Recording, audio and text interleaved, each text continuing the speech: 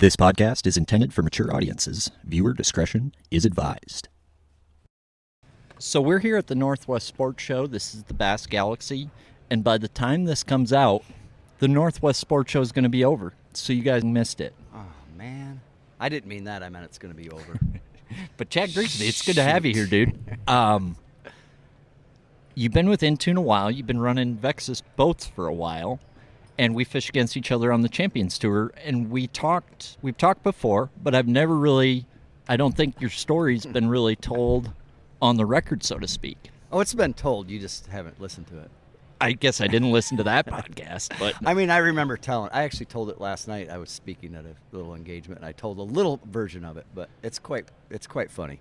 You're from Michigan, right? I am, correct. And you kind of used to sell boats, if I remember right. I did. That was one of my last jobs. I got you. I mean, I still sell boats, but not sell boats. You know what I mean? I understand. Yeah, same. I'm a representative of the Vexus brand. That we are, and if you guys are looking for a Vexus, Intune Marine is the spot. That's actually where we're sitting right now in the booth. But so you grew up in Michigan, right? Yep. Born and raised, and I actually moved to Minnesota in 2005. Okay. So I've been here a while. Why'd you move to Minnesota? The only reason anyone would ever move to Minnesota. A chick. A lady, the wife. Correct. Still with her? Yes, 20 So, years. do you think you'd leave Minnesota if you guys got divorced? Or do you think you'd yeah. stay? Okay. Yeah. 10. I mean, I don't dislike it by any means. But Do you have kids? yeah, we have 2 daughters. That's right. Okay, you Yeah. told me that before. That's okay. I have a 16-year-old and an 18-year-old. They just turned, both of them just had their birthday. They're almost off the hook. You're almost off my, the hook. My 18-year-old is going to the University of Missouri next year. Mizzou. Yep. Cool. Pretty excited about that. That is cool. We went and toured it, and it's an awesome campus, and she's really smart. So, Oh, well, I mean, obviously from her mother. I wasn't gonna say it, but that's good. I hope if I have kids that they don't end up as dumb as me. Yeah. Well, I mean, they couldn't even survive if they were. That's true. That's true. That's so true. What do you? I don't know how you've made it this far. To be honest, I ask myself that every day. I'm a lucky dude. Yeah. I'm a lucky dude. To be honest, we cheat death every day. Mm. To be honest, to even get here, like, do you know how many? Oh, Yeah. I know exactly. I don't know. I know my background, and I tell stories to my daughters, and they're like, "How are you even here?" And like, I have lots of stories that I shouldn't be here. Because I was an idiot boy at growing up, and had idiot friends, and we did idiot stuff on motorcycles, 4-wheelers, 3-wheelers, car. I remember skiing on a hood turned upside down, and being on top of it, and my buddies hauling us around behind his truck. With, of course, we didn't have helmets or anything. No. Gosh, no. No. That would be dirt bikes. That'd be smart. We'd see how far we could jump. We could jump over cars and stuff. It's crazy. Cool. Stupid stuff. I mean, I feel like I do less stupid stuff than I used to. You made me think of like the last stupid winter activity I did that I could think of, which was fish with a bass rod off of an iceberg. Yeah. Ended up falling in, but like, we do dumb stuff. So would you say you're better for it though? Do you think if you would have... I wouldn't change it. Do you It was think fun. if you wouldn't have made all those mistakes, do you think you'd be as sharp as you are today? I didn't say they were mistakes. I loved it. I thought they were great. I mean, glass half full kind of guy. Yeah. Like, I mean, we got dinged up quite a few times, but I mean, do you remember back in the day, we used to have 3-wheelers, like... Oh, the death machine. Yeah. Yeah, the And things you flip my over. buddy had one that was like a 90, but it wouldn't go very fast, but he had a huge hill. His dad was in excavating. So we always had fresh dirt to jump or whatever, but go straight down this hill. Well, the only way to get it to go faster is to have 2 people on it with more weight and get it down, and he had a fresh pile of dirt. And we jumped it, and the front end was a little heavier than the back end, and as it turned, when we landed, we didn't land on our wheels. We landed with the 3-wheeler on top of us. And we rolled and dust flew, and we were like, "Are you okay? I don't know. My arm hurts." And yeah, it landed on top of both of us, and we walked away. We were fine. Break stuff? Or, No. Yeah. I mean, we have broke stuff, but Right. yeah. Yes. Dude, it's weird how that stuff works. I got hit by a car one time, and like, That's fun. for sure, blast, right? on a snowmobile, and I got hit by my home ec teacher. She was going 55 miles an hour. Well, it was probably on purpose if it was one of your teachers. What's funny is she got out. She panicked because she said she accidentally hit the accelerator instead of the brakes. Told you. I know, right? But that's actually what saved my life because the vehicle hit the clutch right in front of my knee. So I flew up over the vehicle and landed on my head. Right. If she would have slowed down at all, explains a lot. she'd have pinned me. Yeah. And I couldn't walk and I'd be stupid. It'd be a double whammy. Well, yeah, that's for sure. I mean, you already got one of the two. I don't even know if I'd be one of the driving ones at that point. Yeah, probably not. You never know. We're getting way off subject here. Bro, there's no rules in the galaxy. I didn't say there was. This ain't but CNN. We started out coming from Michigan, and now we're jumping four-wheelers and getting hit by automobiles. That's part of the story, man. I think I love it. they know where our ADD came from. It was head injuries. They know that now because of our stories. Wait, so, what were you talking about? Huh? Squirrel. So Michigan, whereabouts in Michigan? You're not a Youper, are you? No. Okay, I didn't think so. Almost Indiana. Like, gosh. 15 minutes from Indiana. So growing up where About the worst part of Michigan. I grew up. Oh, no. No? Good? That's the Detroit side is the worst. Oh, I was on Western. Oh, west side. Western Okay. side. Just south of Kalamazoo, and that's where our fishing hero grew up. I grew up in the era of Van Dam and got to fish with him a few times and been buddies with him for years. And Cool. And even last spring, I went and did their open house at DNR Sports Center, did seminars there. And so we're still buddies, but back when I was 17, 18, 19, just growing up, he had got on tour and was just lighting it up. I mean, he was incredible.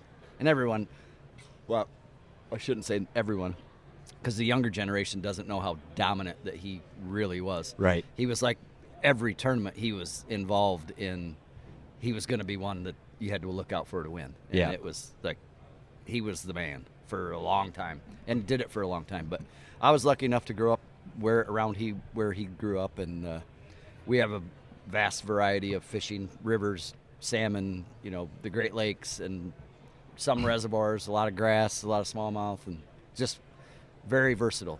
Yeah. That's what helped him. He'll Seem tell you the that same way. thing. Yeah, he was pretty good at figuring fish out. Didn't matter what species. And correct me if I'm wrong, but it does seem like Rick Clunn kind of pioneered. Rick what? Rick Clunn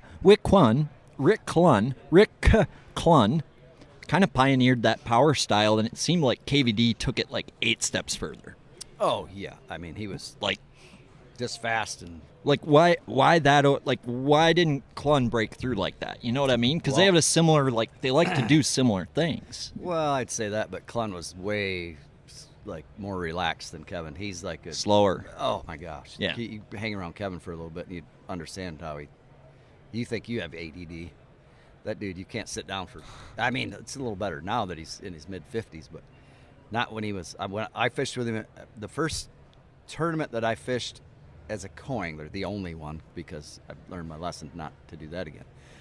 I pre-fished with him for 3 days in a BP Top 150, and back then they had co-anglers, and I got in touch with him, and we pre-fished together, and he's just wide open, trolling motor on 80 all day, and just slinging spinner baits, and he'd see a bird on the bank, like us going squirrel. He'd go, "There's a bird," and he'd hit it with his spinner bait, and then and then keep going down the bank.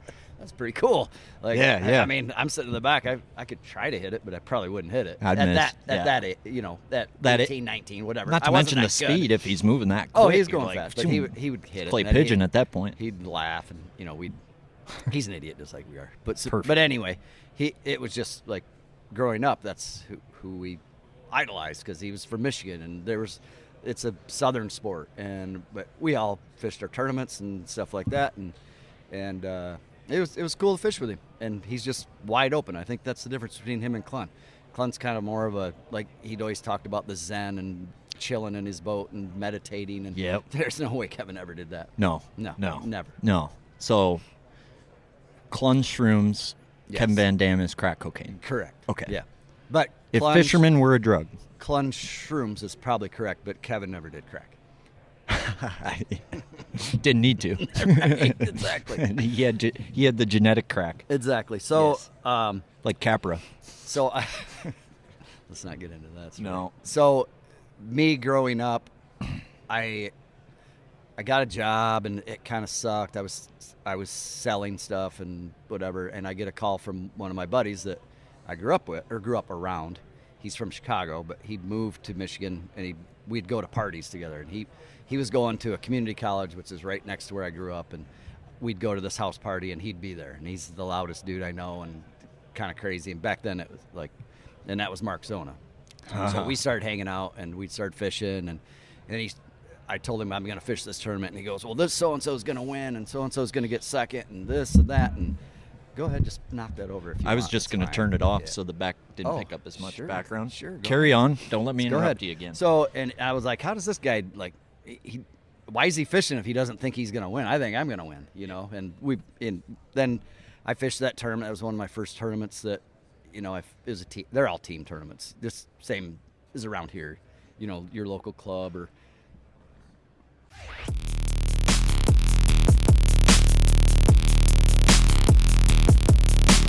The Gray Series has been one of the hottest swim baits in Japan. Now, the all-new Grace 210L is here, available at Thorne Brothers.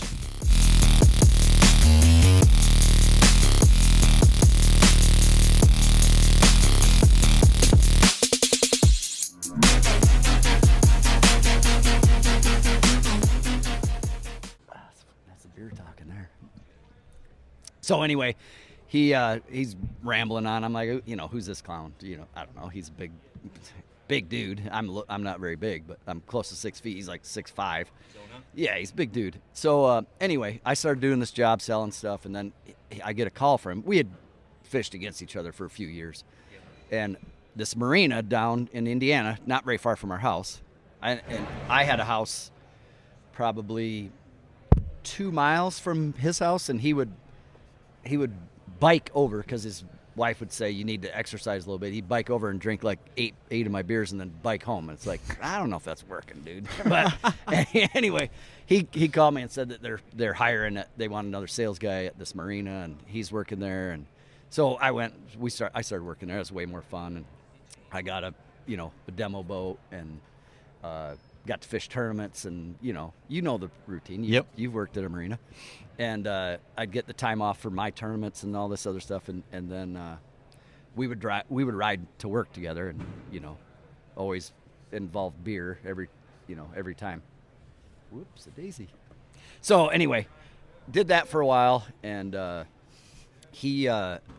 got another offer from my aunt. Worked at a local truck dealership in my hometown, which is only 15 minutes from where I lived, where I now bought a house. And one of the sales guys, there's 2 salesmen. One of them is retired, and he's been there for 40 years. So it's just they sell like 20 trucks, 30 trucks a month. So like one a day. It's not like, we blasted out 80 vehicles this month. It's a farming community. It's like 99% of them were trucks, and they sell a car every once in a while, but to some grandma or whatever. So I went and interviewed, and I had just shaved my head, and I came in, it was summertime, had shorts on and a t-shirt, and just walked into the interview because I didn't really want the job. I was doing it for my aunt. She said, come in and talk to the owner. So and we sat and talked about hunting and fishing the entire time. That's all we did in his office. And like, all right, he didn't say anything, we just bullshitted for an hour maybe. Yep. And then I leave, and the next day my aunt called me and said, Dick wants to have a second interview and make you an offer. I go, an offer for what? She's like, he wants to hire you. And I go, why? Yeah. So I went back in, and he's like, what are they paying you? And I told him. And he said, at the marina, what are they paying? And I told him. And then he goes, well, and I said, well, I get a free boat there, though. And he goes, well, I'll give you a free truck. So, and back then, boats were about the same as trucks, maybe a little less. Now it's not quite the same. But, yep, right. But anyway, and I'm like, well, that's kind of intriguing. I go, but I fish tournaments, and they let me have all these tournaments off. I can do that. And I'm like, well, there's some tournaments coming up. Like, I'll work for if I started Monday, I need Thursday, Friday, Saturday off of the same week. And he goes, I don't care. And I said, all right. And so I left the marina and went to work for him. Well, that worked for about a little over a year. And then 9/11 happened, and 2 weeks after that, I had a super tournament. That back in the day, they had the what were they? Not Everstarts. Redman? Like a Redman super tournament at the end of the Stren? year. No, it was before Stren. No, it might have been Stren. I don't know. But it was a big tournament on Lake St. Clair, and I'd already had it scheduled off. He was fine with it. I was I was probably going to be gone for a week.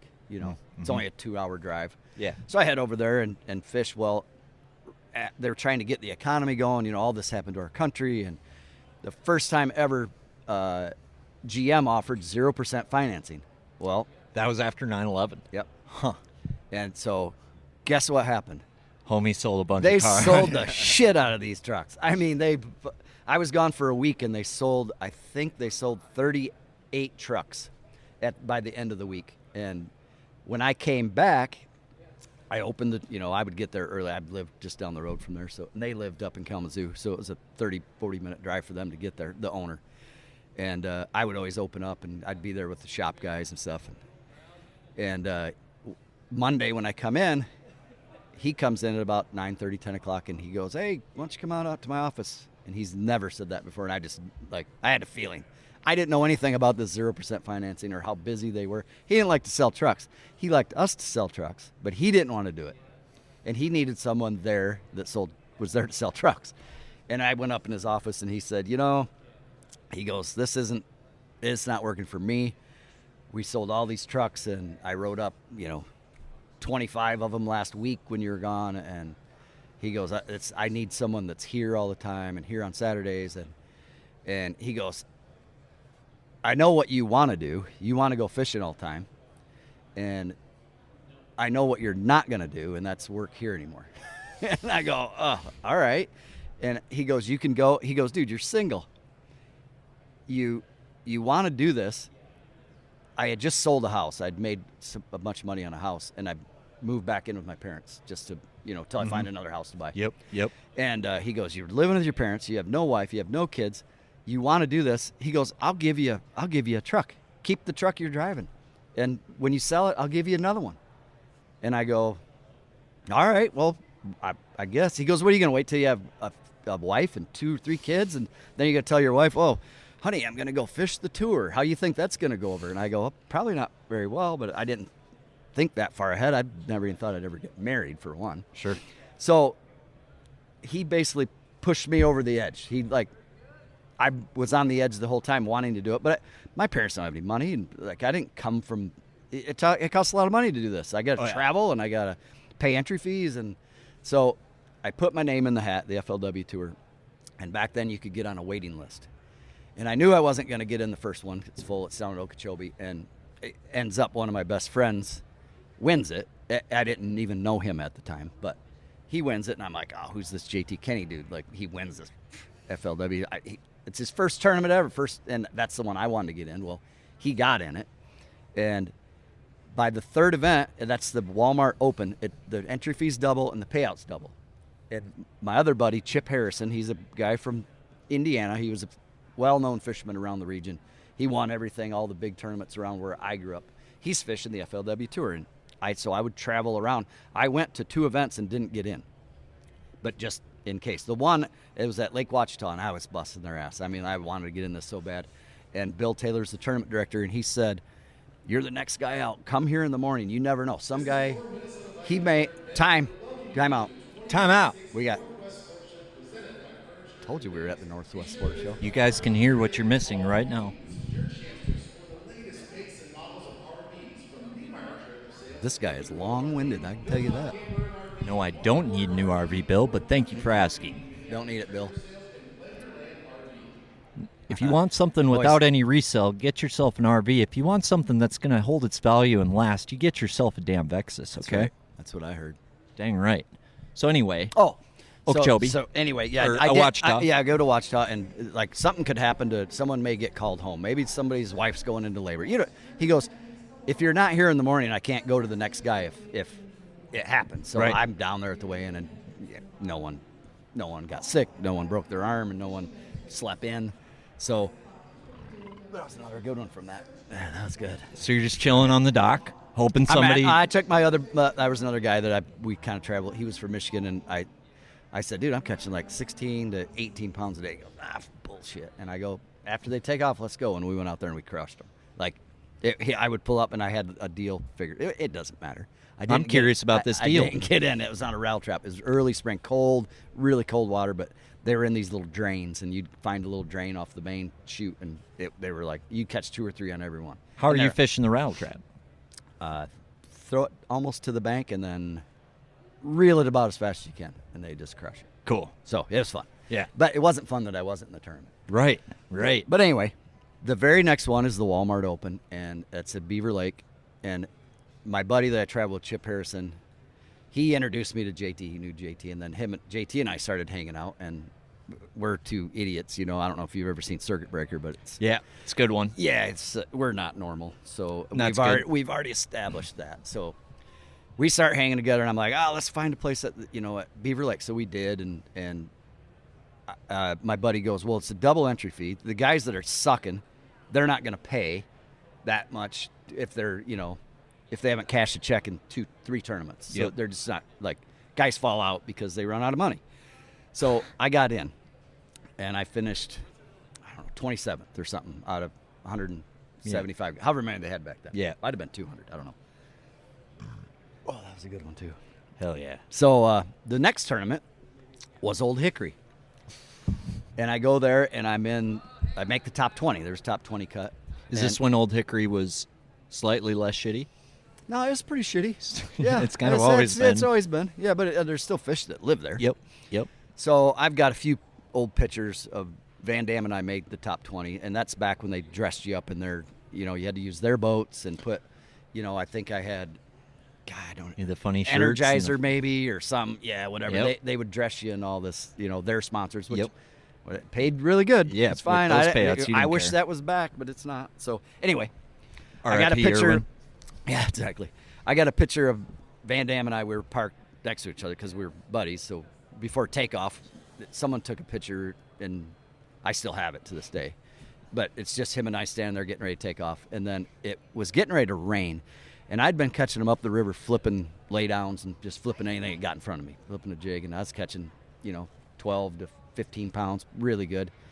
And for whatever reason, I'm not very bright. And this is my second national tournament. Never been basically out of Michigan fishing. And when I come wheeling in, I sucked. I had like 3. And I saw a lot of bass, like above the logs. And I'd come up next to a log, and it's like going down in the water. And I'm like, there's one right, like he's sitting above the log. Like, but I still flipping, still going about my business. Every once in a while I catch one, but I think I caught 3 that day. And then when we came in to Flippers, which is the harbor where we take off out of, Van Dam's right there, and he's like, how'd you do? And I go, I did shit. And I go, did you catch him? And he goes, hell yeah. And I was like, on what? And he just points to the sky like I'm some kind of idiot.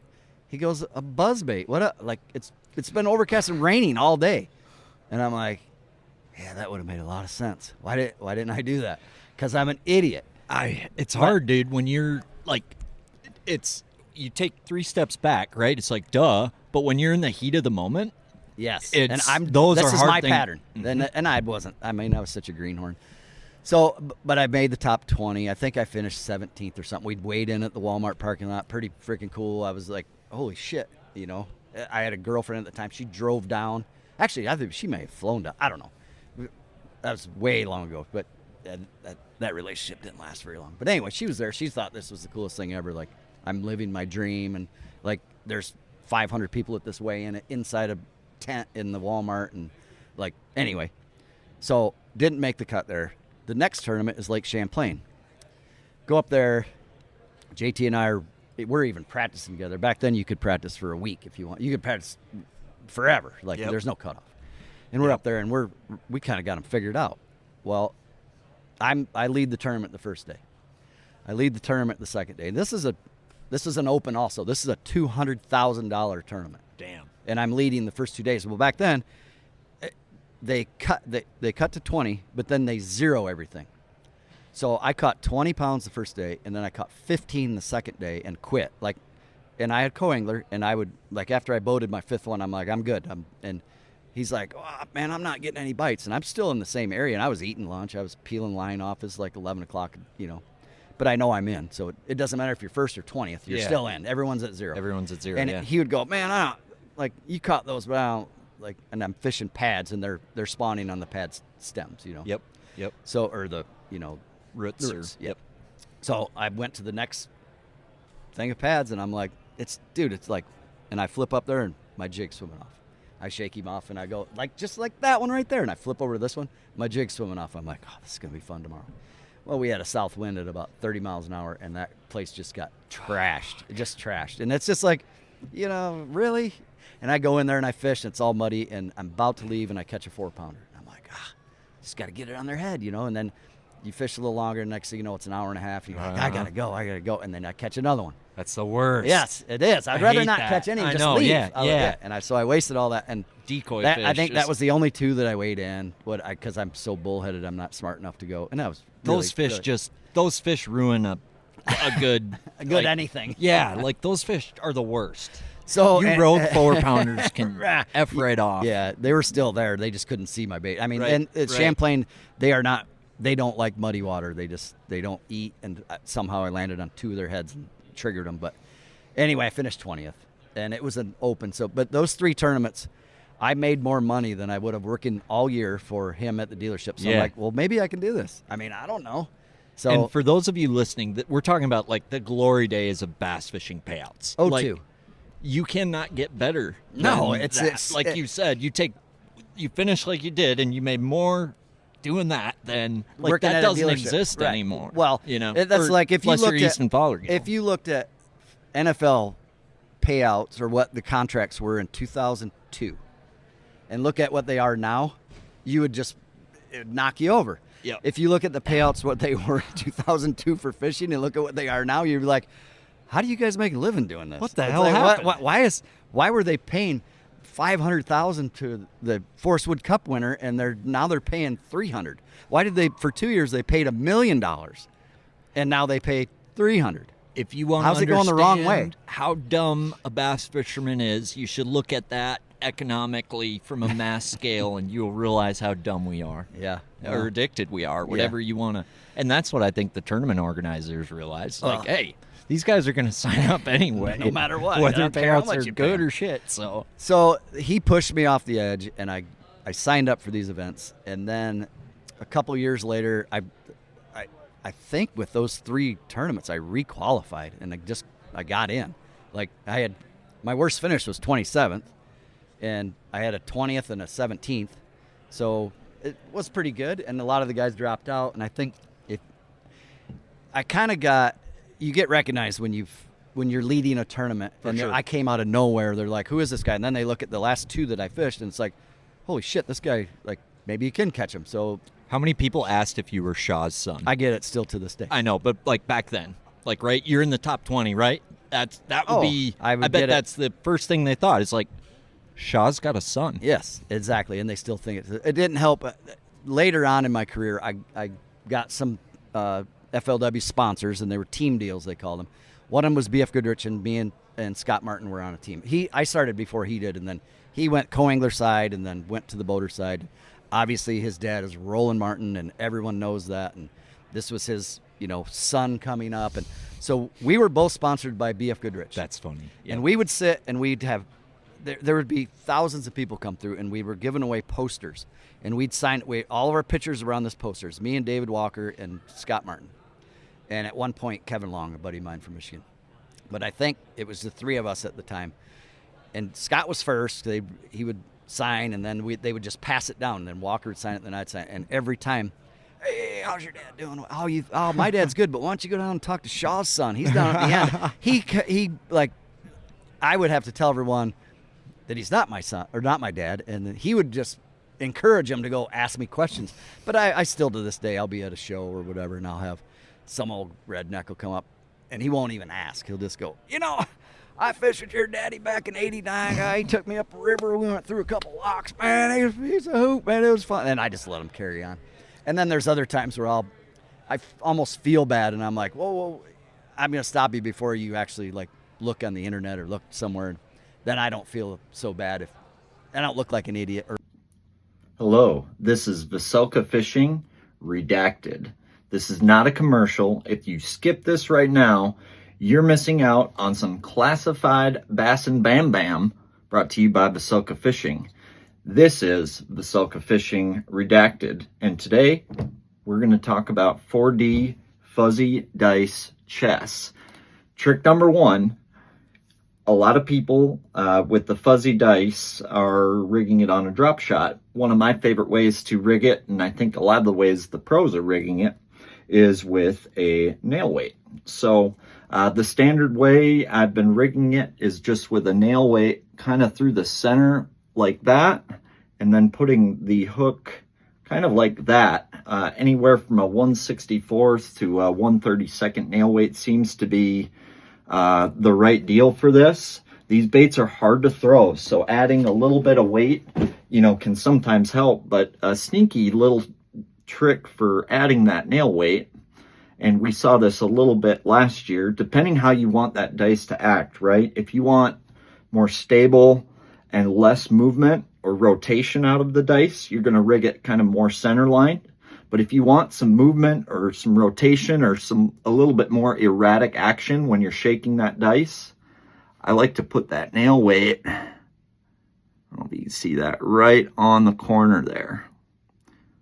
And I'll actually offset that hook like so, so when I move it, that thing's wanting to rotate. The other way you can rig it is upright, and it'll want to rotate this way. So there's a lot of different ways you can get different actions out of your dice. Sometimes they want it, kind of more erratic, and sometimes they want that thing just barely sitting there and moving. And the couple most common dice is obviously the OSP, and then a couple less common dice, the YG Labo Mushiba. So that's actually got a little bit different shape to it. You can see it's kind of more like a molar or a tooth. And the way I like to rig this one is, you can see I've got the hook through like so, and then I'll actually pop that nail weight in right there. So what happens is when I'm fishing tighter to the bottom, I can actually drag this thing along like a football jig, and that seems to work really good. And then if you were to reverse this, and let's say you wanted to get more of a gliding action out of your dice, you can rig it that way. So might just look like a fuzzy cube, but there's a lot more to it than that.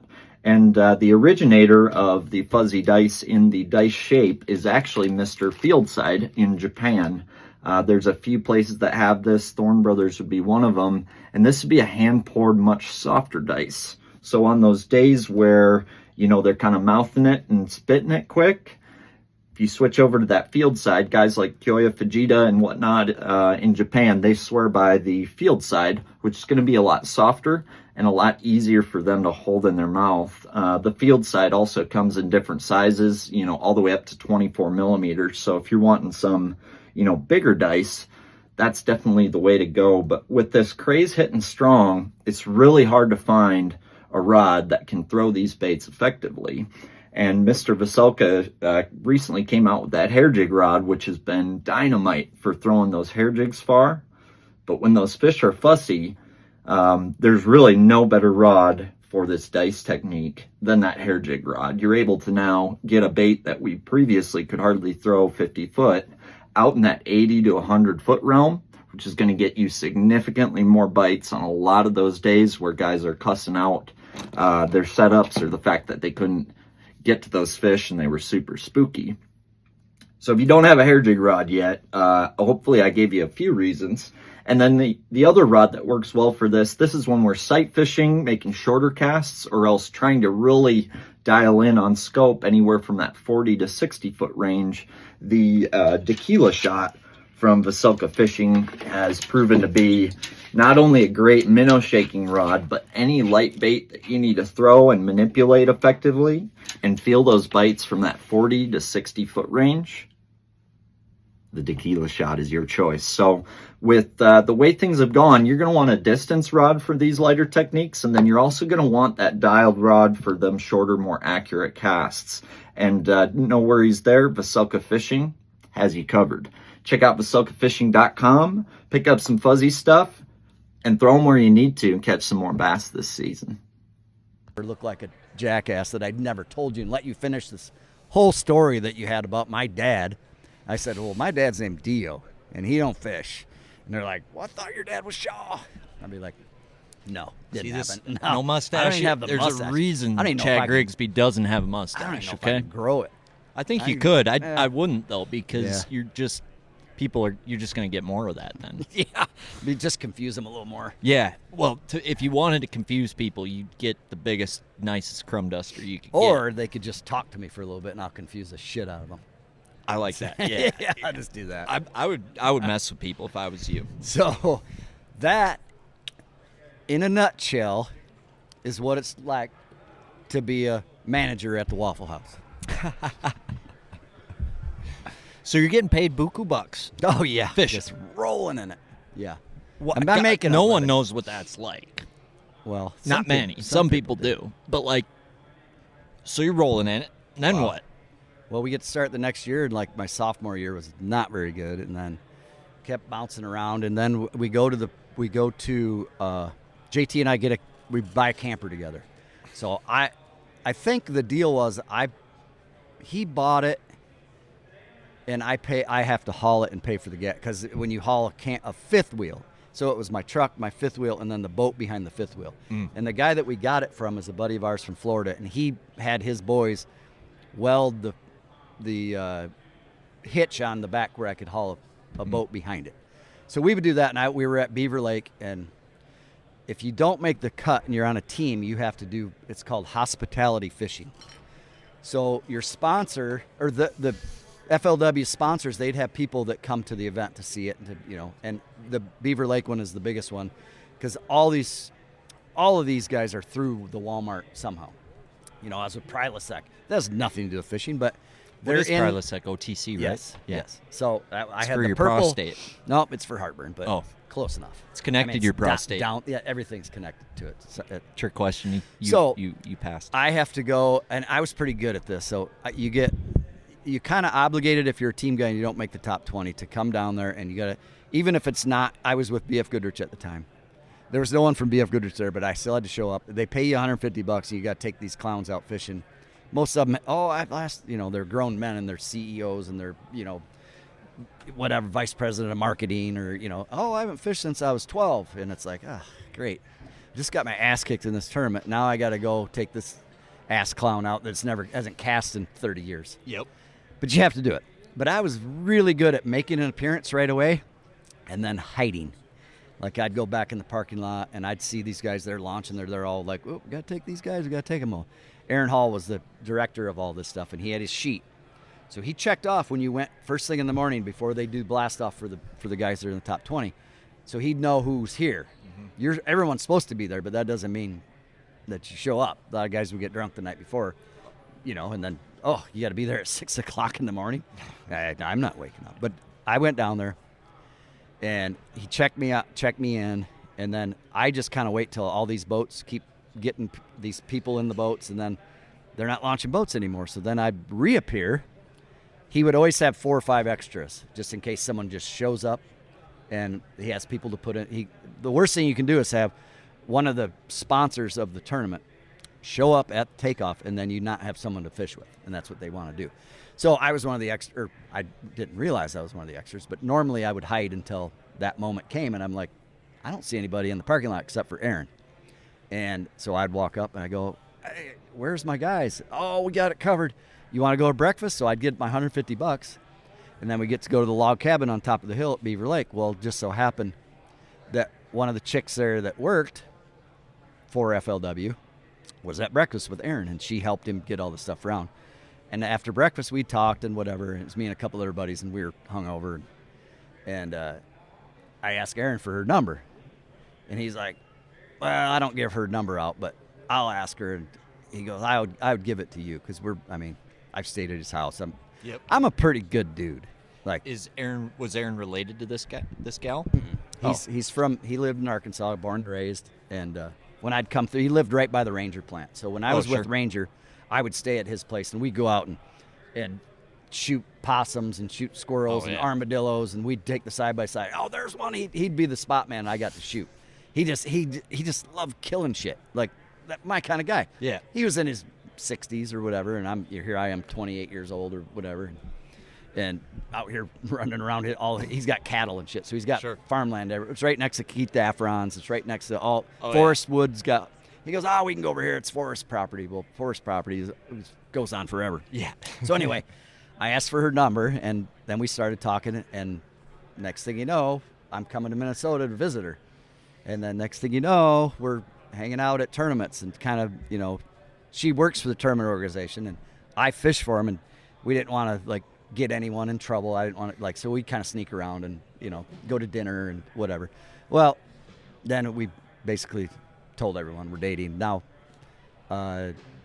December of 2005, we got married and have been married to her ever since. And now we have 2 awesome girls, and so it's kind of a fun little story that is crazy. I met my wife that's from Minnesota in Arkansas at a fishing tournament. That's wild. Yeah, it's like it was meant to be. In a way, shape, or form. It's worked this far. Or this totally, long, dude. I should say. Yeah, so, she hadn't left you yet. She's still eating rattle traps. Yeah, so, well, I don't know. Keep burning it. So far, so good. I mean, if she hasn't figured me out by now, I'm curious about that transition time, right? Like it was the glory days, right? And then it seemed like 08 happened. Yeah, that's and it seemed like it never came. It came back from maybe a media standpoint, but that's it. Yeah, not the payouts. No, they went away, and then the whole Irwin thing happened, and that and then his daughter was running it for a little bit, and then my wife had quit quite a few years before that because she was like, this isn't. We used to have. I remember we'd have BP parties at the Tiki Bar in Clewiston, Florida, and there would be oysters on the half shell. The bar's open, and JT was on the BP team, so it was for the BP team, but you could bring anybody, and he wasn't. We were both single, so I'm like, I'm your fucking date tonight. All Damn right. Yeah. He goes, that's fine. Come on. You get to bring one, date. So I'd go there, and they had a big team, and I know they were paying $10, $12 million a year, and then they had Chevy trucks that were. I had for 8-10 years. I had free entry fees and a brand new Chevy truck every other year. Damn. That's rolling in it compared to what it is now. Yeah. Because now you get it, and I never even tried to. You didn't even have to have a YouTube channel then. No, I didn't have to decal and YouTube Jersey. wasn't around really back then. But it wasn't. But yeah, but you know what I mean. Yes, exactly. But I didn't even have to work. I didn't have to try to get sponsors because there's nothing to sell when your boat's wrapped and your truck's wrapped. Like, what are you going to offer for someone a patch on your? I'm like, I didn't even hardly try Seminars. Yeah, I didn't need to, so because everything was covered. Yeah, and I get a brand new truck, and any truck I want. So yes, the good old days, and then. That kind of was going south, and we lost BP, and then National Guard was in there. They had a team of 20. The oil spill's why you lost BP. That was before that. Dumb. They left before that, luckily, because JT even said to me, he goes, I'm glad I'm not in that BP anymore because I would have got eggs thrown at me in Florida. So they started losing these big sponsors. The National Guard pulled out, and Chevy pulled out, and it just kind of was, and my wife left. And because she was like, I can see the writing on the wall. Then they sold to MLF, which they kept basically the same FLW tournament, 6 events, same payout, same entry fees. Well, the entry fees went up. Listen to this. The opens in 02, 03, 04 were $1,750 for a $200,000 winner, and a second place was $100,000. It was $1,750 entry fee for 200 guys. Make the math make sense. Yes, and that's what we paid to get in. Now it's $5,000, and guess what? Second place is like $20,000, not $100. Is 50 well, or 75. Is it 100 now for the opens? Okay. Oh, not the opens. I'm talking like the tour. Yeah, but Bassmaster Opens, we're talking like $3,000 to $5,000 a tournament. I think it's $2,500. It might be $3,000 now. But it's still more. To freaking it's go ridiculous. Through a blender of 200 hammers, right? Yeah, exactly. To take 10th and a kick in the you know what. And then they kind of the open they called them opens. There was a Beaver Lake Open, and then the final event of the year was an open.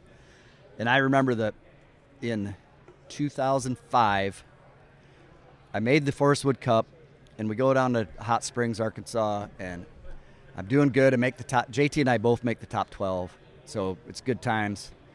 And the last tournament or the last day of the event, the 4-day event, everyone's at zero. So anything can happen. And it's for $500,000.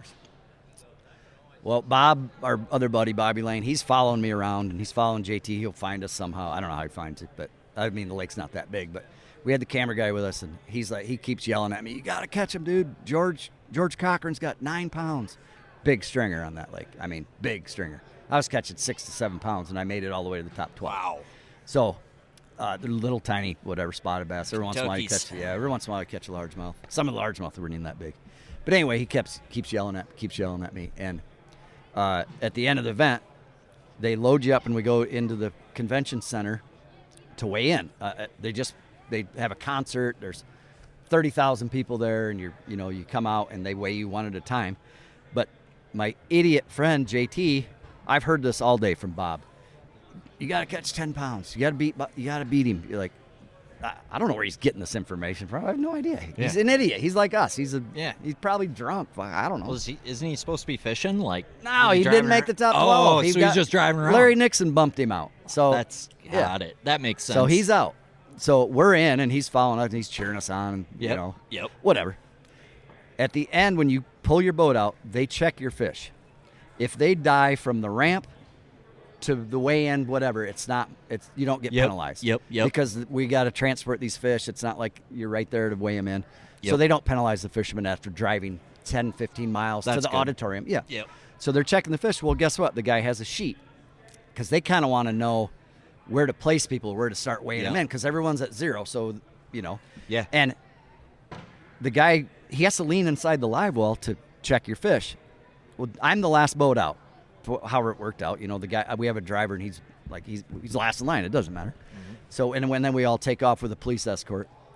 Well, my knucklehead buddy, he's back in the back, and he's looking at this sheet. And while the guy's got his head in my live well, he's looking at the sheet, and it's like JT Kenny 4 pounds, Wesley Strader this many pounds, all these guys that are in the top 12, and then I'm the last one, and he's like, he just put you down for like 7 pounds. And he comes up to the truck, and I roll the window. I go, "What are you doing, dude? Get in your truck. We're going to leave." And he smacks me in the face. He goes, "Dude, you just won $500,000. I go, "Bob has been telling me all day that George has like 10 pounds or 9 something." And he goes, "I just looked at the sheet, dude. He didn't have you were the most weight on the sheet."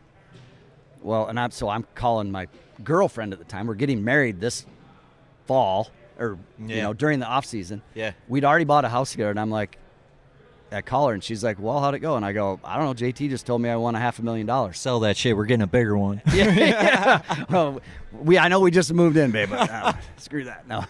So, and I'm like, now I'm kind of like, what the hell? Like, why would Bob be maybe he's just trying to pump me up to make me work harder. I don't know what he's doing. Or he's drunk. Probably, we're talking the latter. We're talking a sheet of eyeballed fish, not actually weighed, right? Right, but he said there was no one above 5 pounds. And this guy's looked at a lot of fish, and he's like, yeah, no way. Yes, and he'll ask, the dude says, "What do you think you got?" And I got 6, 7 pounds, and he'll look in there, and they're all live, yep, and he'll write down 6 or 7 pounds. But mine had the most on the sheet of all the 12 anglers. Well, come to find out, after the fact, there's another sheet that he flipped over and wrote 3 other anglers on, and George was one of those other one, and he had 10 pounds. So what I was going to tell you is my check, he's holding up the $500,000 check. My check was $50,000. Pretty good payday, not bad. In the opens that we had, the Beaver Lake one and the final one, second place is $100,000. How does that make any sense that an open tournament for the year pays out more in second place than the Forest Wood Cup, the biggest event? Yeah. I was like, wait a minute. I was thinking, I would at least get 100 because the last event we just fished paid $100,000 for second place, and mine dropped to. Not that I'm complaining about a $50,000 check. Well, all I can think of is they knew you were pot committed already. Maybe. And took advantage of that versus an open. They're attracting. Problem. Yeah, right. They're like, putting extra, got these couple suckers. extra spinner buggy blades on that open. Right. Yeah. But I'm not complaining about it, but it's like, wouldn't you think you'd put all the money into the biggest event of the, this at the time was the biggest tournament ever. That was the $1 million wasn't it? Not that this was before that. Before that, Yeah. got Now it. the next couple years were $1 million payout. You Yeah. put it in the suggestion box, and they're like, Yeah, they're here's like, the deal. "Hey, let's Chad double had it." a really good suggestion. And, yeah. Hi, Brian. Hey, Banger. You going to hop in here? I got one with a guy, but what's going on? If you guys If weren't I wondering. gave you some money, would you find beers for us? I can't. I'm on the clock, Chad. Punch out. I saw it's right there. You can punch out and then punch back in. When you Hey, if you guys were wondering who you buy your next boat from, Exhibit A. Am I like on camera right now? Oh, yeah. Oh, God, yeah. Brian You're not mic'd Bankston. up. They can't hear you, This though. got weird. Yeah, this mic's off, Hey, so well, I you're good there. appreciate it. Brian, do you have anything to say to the folks at home? This will come out after the Northwest Sports Show, so we already told them they missed it, but If you're looking for a boat, Idiots. that's why we can't have nice things. I'm working with idiots here. They're everything spilled. You want to try again, Brian? We're keeping it. We're keeping it. We're keeping it. I don't know why you just, but it's like bowling pins. They just everything fell off the table. worked that way when I go bowling. Yeah. Well, I don't know why anyone would watch this. Dude, it blows my mind every time. Believe it or not, though, dude, those old stories are why I'm listening to you right now. Like, I love the old stories about tournament Well, I've fishing. got a and- lot of them. Some of them aren't as good as others, but some of them can't be told. Well, here's the deal. Like, the youth need to understand their roots, and we don't have enough kids that understand the history of this sport. That's true. I mean, that's when I was that talking about bothers me a Van bit. Dam. Like, people don't realize how dominant he was, how much in front of the curve that he was compared to everybody else. He was like light years ahead of everyone. Can you, for people to better understand, can you compare it to anything today? Like, is there anybody who's comparable today? Yeah, Jacob Wheeler is. I was gonna he's the gonna only guess thing that you even said comes that. close. I was gonna to him. guess you were saying that. But he did it without staring at a screen. Yep. And Jacob didn't stare at a screen when he first started. Correct, and He's now good. he can only do it for one period, Right. right? Okay, So well, he's still winning AOI and shit. Yeah, he's like, an incredible fisherman. I won't take anything away from him. but there's something special about KVD. Oh yeah, I mean he was just, and I think he still has the record. His first 23 events, I think, is the record that he fished and he cashed a check. It's hard to get a check, That's and back then insane. I think they only paid like 30 spots, and I think it's 23 in a row that he got like cashed a check. It's like it's hard to go broke making money. That's lethal. Yeah. That's lethal. What's the funniest story you could think of like you and JT traveling together? I'm sure it's always tough on the spot, right? No, there's so many of them. I can think of one. We would camp. So the camping crew is pretty fun, and it's kind of the same guys. And when we were camping in this particular story, I was sponsored. The dream job gets even better, guys. Like, I'm fishing for a living, and I just closed I get a deal with Keystone Light beer. Oh, I got heavens. I got a truck and a boat wrap of Keystone Light, and the head guy tells me, "Hey, you guys." So You talking Keith Stone? No, it wasn't. They fired Keith. That's how I got the money. Hell yeah. Yeah, Okay. he was He was a bum. evidently he got too big for his britches, and Yeah. he demanded a bunch of money. And they said, "See ya. We're going with Grigsby. He's way cheaper." Yeah. We've had enough of Keith Stone. Yeah. So he tells me we'd be at the show together, or the weigh-ins or whatever, and most of them were in convention centers or big giant tents. It was a pretty big deal back in the day. And he would go, "Man, like, so you camp?" And I go, "Yeah." And we would always have Wednesdays off. It'd be like media day and like whatever. So we'd fish till Tuesday, and then you'd have Wednesday off, and then you'd start the tournament on Thursday. So I would tell him, we usually have a fish fry, or we cook out and drink a bunch of beer, and because we don't have to get up the next morning. It's kind of our day off, and you kind of relax. And he's like, "Well, just tell me wherever you're at. Like, I'll have beer shipped to your camper." And we're fishing Beaver Lake, and I'm like, "Should I try it, JT?" And he's like, "Why not?" So I called Dave. I texted him, and I said, "Hey, we're staying at Prairie Creek Campground. This is our lot number." And he goes, "No problem, man. It'll be there tomorrow." 20 cases of beer shows up at our frickin' camper. And JT, he came in for some reason. He had a headache or something. He had like a migraine, and he came in and he sent me a picture. He's like, "Christmas came early. Look at all the beers." So Literally a pallet of beer. yes, it was basically a skid of beer. So we did, and we have How a do you fifth get wheel. it out of there? Well, we had a fifth wheel, and there's so many little hiding places that you can put put all kinds of stuff. We ran out of room. We just put it in the middle of the camper. Like, we didn't have enough room for all this beer. So anyway, the next event was at, it was in Oklahoma. And so we're going to have our fish fry. And the other guy that was on my team was Brent Ayler. So him and I was going to say Davey Height, Brett Height, they roomed together. They camped together, so they were in the same campground. We had a big fish fry and stuff, and we're drinking beer. Well, we got a couple spotlights out, and our boats are kind of backed in. And over the ridge comes these raccoons. And Jacob Prosnick goes, "Give me that rod." It was on my deck, and it had a jig tied on it. And he casts over there. And, of course, the coon is curious. He runs over there and grabs it. And Jacob sets the hook. He's like, I got him. He's fighting this raccoon. No way. And it's going down the ridge. And he's like, man, this thing's tough. And he's like trying to reel it in and shit. No way. Yeah. Finally, the line, he was like, he broke the line somehow.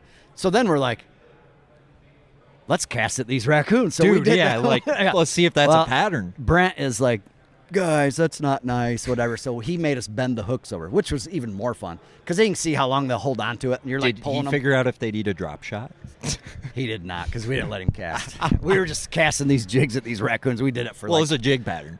It was. That's what they were wanted. obviously eating crawfish. That for sure. And they were trying to take it down to the water to wash it off because that's what raccoons do. Really? They wash all their food. That's why they're always about, That's freaking crazy. Yeah, they always wash their food before they eat it. They're very clean animals. We had them as pets as a kid. Dude, I've never gotten on a coon pattern. Yeah, but it's fun. Who is Especially it? after about 10 beers, it's really fun. I guarantee it. It was a Golly. blast.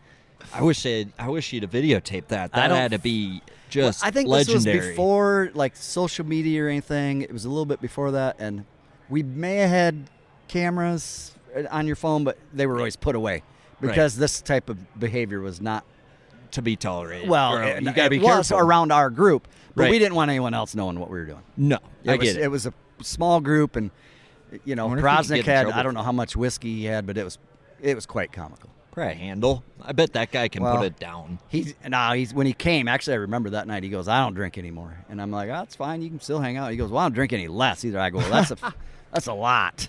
So here we go, and he started filling his mug up. So here we go. I bet he's a hoot. It's pretty good times. I mean, breaking off a coon and then patterning it. Oh that's, yeah. And then having the coon's buddies show up, and like, "Hey, what's going on here? I hear there's a party going on."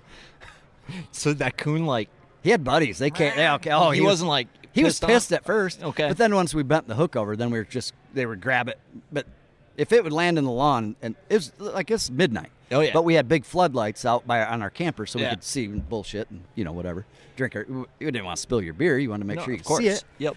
So yeah, we would have our floodlights out, and those coons, they're just minding their own business. They're just hanging out, yeah. looking for scraps. Yeah. They could smell the fish fry. I mean, something's fun going on. Maybe a beer or two they might want to have. I wonder if They didn't know there's jigs flying out of the sky for free.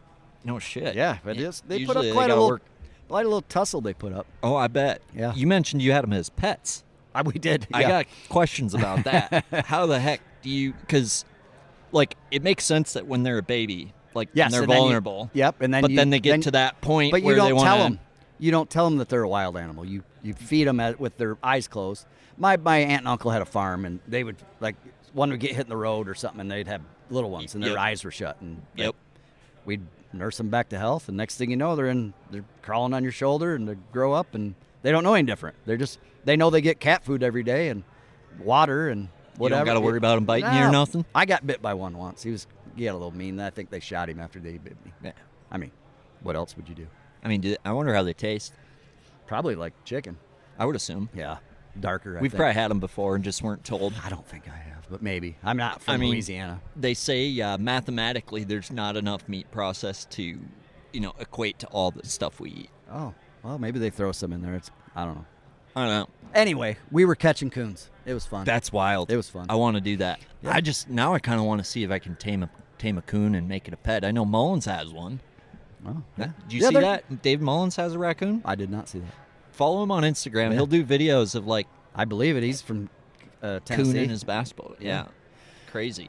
And I do have a video of we were at an open in Eufaula, Alabama, and I tried to catch a beaver. Almost got him too. Actually? Oh yeah, I was really close. They can't see very well. Really? And we were out drinking beer, believe it or not. And I was staying with Daryl Davis, and he goes, "I'm gonna video this." I go for it, and he did. I got right behind him, and I tried to grab him. Tail? Oh yeah, tail? but he tried to, and he ran in the bushes, and then there's a little pond. That's why he was there, the pond. And he's like, "Dude, if you would have grabbed that thing, he would have tore you up." I go, Dude, "Probably right." Yeah, like but I almost got him. I got wood choppers. I'm like creeping up on him. I'm doing it all.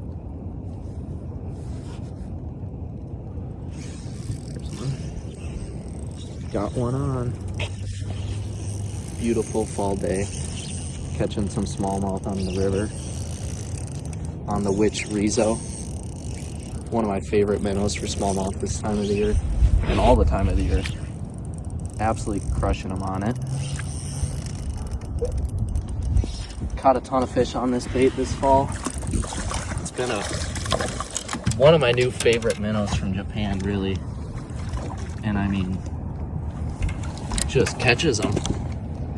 Favorite way to hook it, just right through the top of it. And then I've been just using it as a minnow, drop shot minnow, many different ways to use it, but that's my favorite minnow for smallmouth fishing. Go check it out, normrose.com. For the camera, I'm turning around like, this is how you catch a beaver right here. I still have it on my phone. going after the elusive beaver. That was a pretty good night. Oh, it sounds good. It sounds amazing. It would have been better if I caught it than seen what happened. But I was close. To be honest, I mean, I was within a foot of catching him. Man, what other kind of animal patterns have you got on? Like, what other animals can we pattern? Well, there's another good one of a beaver story with my buddy JT. That was quite fun. I didn't get to see it, but him telling the story was absolutely hilarious. We are at Kentucky. What's the Dale Hollow? Oh yeah. And the banks are like straight up. you Yep. know. Yep. There's- Highland Reservoir. Yep. They're starting to spawn, so we're 100 miles an hour down the bank, TC1, whatever. Well, he's going down the bank, and he hears up ahead of him, he hears this rustling up like 100 yards up the woods, and it's like straight down. But he hears, it sounds like maybe a squirrel running around, but he gets closer and closer. There's a beaver up there. He goes about a 50-pounder, just gnawing on this wood, just making all kinds of racket. And he goes, so I just let off the trolling mower, kept coasting. He's like, we like to scare shit. Like, we like the element of surprise is awesome, Oh yeah. Yeah. So and it's in this, Highland Reservoir, these, echoes if you do anything. Mm-hmm. And he said he got just about even with this critter up there chewing away on his log. And he said he just goes, "Hey!" and yells, and he goes, the beaver just like through the piece of wood and then starts rolling down the hill because he loses traction. And he said he rolls the entire way down, and then he falls off going into the water where there was a tree that had grown up, a little sapling, and then they kind of grow out of the side of the hill and then grow up. He said he slid off the edge, hit his middle of his back on the sapling, and hung over it for a second, and then just slid into the water. And JT said he laughed for 20 minutes. I bet. He goes, this poor beaver's just minding his own business, and I scare the shit out of him. And he falls all the way 100 yards down the hill, trying to catch himself the whole time. And then when he does, going to fall into water, which is probably his safest place to be, he hits a tree on the middle of his back and then falls into the water. Oh. Very Did it funny. swim I laughed. away? Oh yeah, he said it kind of like it swam away, but slowly. They say they're pretty hardy, them animals. They're pretty hardy. They can take I don't know, a but little bit of an wish impact. I sure wish you would have videoed it. Dang right. I wish you'd have videoed the coon catching. Yeah, that would have been fun too. Rakins, Randy. Rakins. So you told me you have the ultimate key, like the magic lure, when faced with a trout pond. I tell you what, these trout are pressured. I mean, they are Heavily pressured. Yeah, like the only downtime is at night when the place shuts down. But man, these fish. We're talking high population density, low natural resource. Correct, and pressure. Like you talk about when you go to your local lake and you go, oh, there's a lot of fishing pressure. That's nothing like these trout are getting. No, you've never been to a trout pond. Yeah, try a trout pond. So a mobile trout pond is what I'm talking about. a lake that moves. Yes. Yeah. So I told you the story. I want to retell it for. Guys, let's keep this. Let's keep this. This under is the wraps. best fishing nugget you'll hear all day. So we were at the Forest Wood Cup, and Andy Morgan. I used to stay with Andy quite a bit, and his wife. Oh my gosh, you almost did it again. That's not even safe over there. Nowhere safe. Anyway, I don't know what I'm even. Andy Morgan. This guy is like trout pond. he's losing it. Andy Morgan. Trout pond. So his wife comes up, Missy, and she goes, and they have a daughter, Keely, and she goes, will you take Keely into the trout pond? She wants to go, but I don't want to take her. She doesn't know shit about fishing. Not that I'm a trout expert. Well, I didn't think I was, but now I know I am. So I had a bag of popcorn, and all these boys, and I'm talking high pressure. They let like 20 kids in at a time, and you get like 5 minutes to fish, and then they blow the horn. You get your ass out of there because there's 20 more coming, and this is all day long.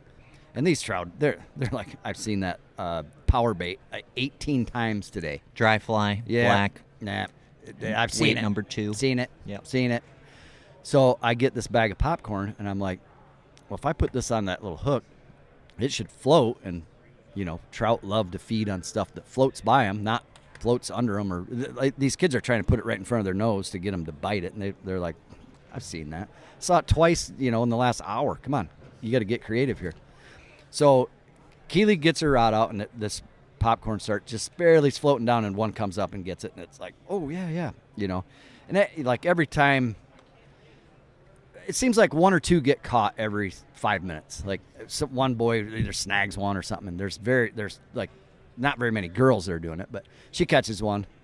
I put another piece of popcorn on it. It barely floats down. She catches another one. Well, all these boys that are all the way around the pond, like scattered throughout, all of a sudden they're all throwing right where we're at, and it's just like, well, this isn't gonna work.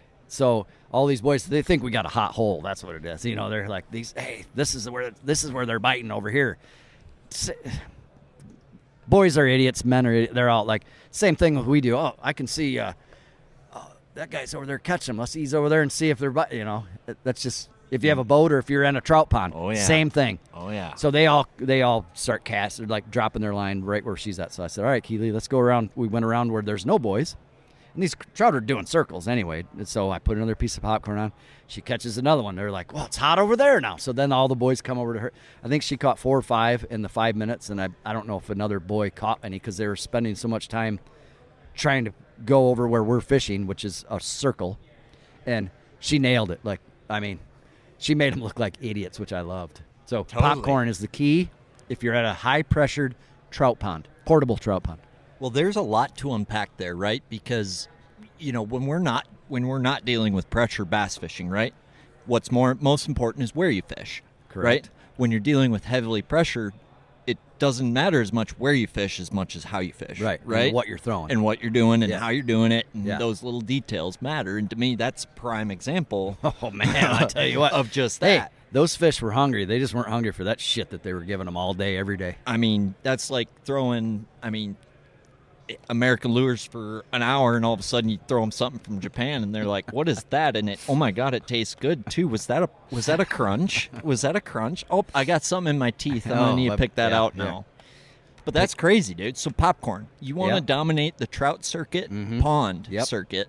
Yeah, portable. It's got not a pond. It's portable. It's indoors. You butter, kettle, caramel. I don't know if it cheddar. matters, as long as it has to float. was cheddared. Okay, But it can't be an old wore out one that's sinking. They don't want it. They want it up on top. make You sure gotta it's have it not on top. stale either. I don't care if it's stale. It might Okay. float better if it's stale. Honestly, that makes sense. might. I don't know. Keep its form. But typically, and it's going to cost you. You're at a convention center. It's going to cost you a minimum $5 to get a bag of popcorn.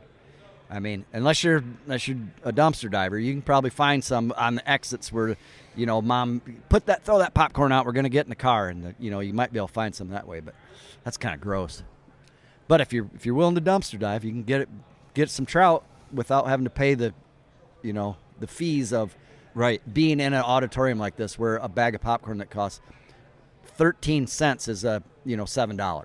Well, you got to look at your overall costs, and at the end of the day, it's cheaper to sleep in your truck than to book a hotel. And you got to look at those things when you're looking at an investment like that. Yeah, and getting on the portable trout pond circuit. 100%. Yeah. You got to cut the corners somewhere. So maybe payouts dumpster keep diving, going down. Maybe dumpster diving wouldn't be too bad to get some free popcorn out. Maybe if it's sealed up right, you can eat some of it too. It probably would be all right.